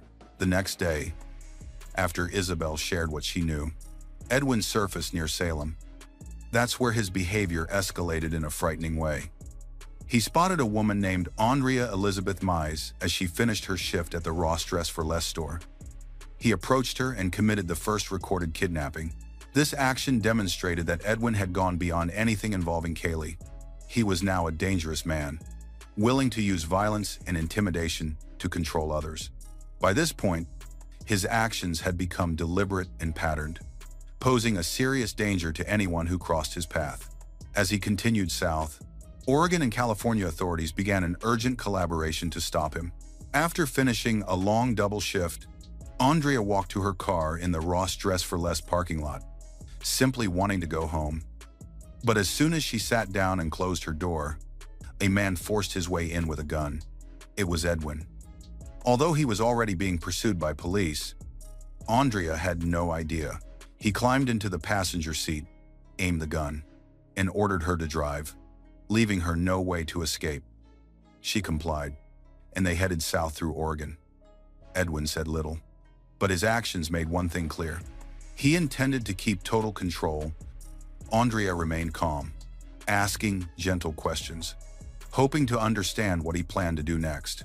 For several hours, Edwin kept forcing Andrea to change routes, pulling into parking lots and then merging back onto the highway. Eventually, he chose a low-cost motel and ordered her to go inside with him. Once in the room, the tension grew worse. Edwin took her phone, demanded complete obedience, and told her to stay close, without asking questions. Soon, he began acting aggressively and making advances. Andrea realized that directly resisting could make him violent, so she quickly changed her strategy. She claimed to have medical conditions and warned that harming her could cause serious complications for him. That tactic helped her buy time and somewhat diffuse the situation. Despite the constant threats, Andrea kept thinking of ways to stay safe. She controlled her tone, hid her fear, and tried to appear cooperative. This helped reduce the immediate danger, though Edwin continued switching between violent threats and attempts to assert control. While they were sitting in the hotel room, Edwin suddenly said that he had killed that girl. Andrea didn't know who he meant, but his tone left no doubt that he was serious. Why he revealed this to her at that moment remains unclear. From Edwin's decision to reveal his crime and his demeanor at the time, it was clear that he was not only on the run, but also increasingly out of control. Realizing this, Andrea focused on staying calm, careful, and strategic. Her ability to control her reactions likely helped her survive the hours that followed. The next day, Edwin continued driving south, his behavior becoming more volatile. Andrea was still under his control, near Northern California, close to a Super 8 motel. Edwin saw an older man, Jack Levy, beside his car. Without warning, Edwin shot him. Jack survived, but this was the first time Edwin used deadly force without provocation. A serious twist in the incident. After the shooting, Edwin abandoned Andrea's car and went to a nearby parking lot, where he found a family, 2 adults and a child, sitting in their vehicle. He held them at gunpoint, forced them out of the car, and then ordered them all to return to their car as he instructed. He eventually released the family unharmed and took their vehicle to continue fleeing. However, Andrea was still held by him. Edwin's behavior grew more unstable. During this time, he recorded a video message that shocked both the public and law enforcement. In it, he described himself as a criminal on the run and called himself a murderer on the loose. The video spread quickly, confirming that Edwin was no longer trying to hide. He was publicizing his crimes and possibly signaling a willingness to keep attacking. Law enforcement agencies across multiple counties began sharing updates in real time, and the public threat level was raised. The situation had shifted from a secret crime to an open, dangerous manhunt. Communities across the region went on alert. Police eventually traced Edwin as he drove south through California. When officers closed in, a high-speed chase began. Then, unexpectedly, Edwin called emergency services himself. During the call, he confessed to killing Kaylee. He told the dispatcher he had a hostage, was armed, and would surrender peacefully if the police ended the chase. He identified himself and asked for a safe way to pull over. The California Highway Patrol in Corning set up a roadblock. As the police approached, Edwin pulled over, threw the weapon out the window, and raised his hands in surrender. The arrest followed standard procedure. Several officers approached at once, removed him from the vehicle, and took him into custody. The second person in the car, Andrea, was safely taken out. However, due to the tense situation, the police initially detained her to verify her role. Once verified as a hostage, Andrea was separated from Edwin and cared for by professionals trained to help trauma victims. At that point, the case reached a critical stage. The suspect had confessed. The hostage was safe, and investigators had a clearer sense of the timeline that began in Bend just days earlier. It's important to note that Edwin's emergency call completely shifted the investigation. His arrest marked a turning point. He was in custody, and detectives could begin verifying his statements and reconstructing what had happened. During his first interview, Edwin gave conflicting accounts. He initially claimed he had accidentally hit a young woman near the college campus, panicked, and tried to cover it up. But when detectives showed him key evidence, Kaylee's green duffel bag, blood traces, a damaged rock, and a uniform with biological material, his story began to change. Confronted with the evidence, Edwin admitted that his encounter with Kaylee wasn't an accident. He confessed to abducting her on the campus, placing her in his patrol car, holding her against her will, and ultimately killing her by strangulation. He described hitting her with a rock and moving her body. According to his account, he hid the body twice, first near the campus, then later moved it to a spot off Highway 126, where it was later found. He also admitted to trying to hide evidence by disposing of clothes, rearranging items, and cleaning blood from a garage and shed. This version of events became the first clear timeline that matched the physical evidence and helped investigators connect each stage of the crime. While Edwin was being questioned, another group arrived at the location he had indicated on the map and discovered Kaylee's body. Forensic results confirmed his final confession and disproved his earlier claim of an accident. When the investigation concluded, Edwin was charged and went to trial for Kaylee's murder. Prosecutors sought the maximum sentence. The defense argued that the confession was coerced, but the physical and detailed evidence were consistent and rejected this argument. The jury found Edwin Lara guilty. A separate trial was held for the kidnapping of Andrea Elizabeth Mize, which included charges of threats, unlawful detention, use of a weapon, and psychological harm. Edwin admitted to his actions but tried to downplay their seriousness. The court rejected his arguments. During the hearings, Kaylee's family spoke about their loss, describing her dreams, her character, and the permanent damage Edwin's actions caused. For them, the verdict represented justice and the assurance that Kaylee's death would not go unanswered. Andrea also testified, sharing her experience of terror and the moments she thought she would not survive. She spoke about her ongoing recovery and the strength it took to face the trauma. Her testimony highlighted both the suffering she endured and her resilience under unimaginable circumstances. The court sentenced Edwin Lara to life imprisonment without the possibility of parole, reflecting both the seriousness of his crimes and the continued risk he posed to others. The sentence was based not only on his actions, but also on their lasting impact on public safety and community trust. His crimes deeply affected two families, one that lost a daughter and another that endured a kidnapping. The crime also led to significant changes in school security, leading to a complete overhaul of the training and oversight of security personnel. Edwin Lara's actions devastated lives, shook an entire region, and left lasting wounds. The community is still working to heal,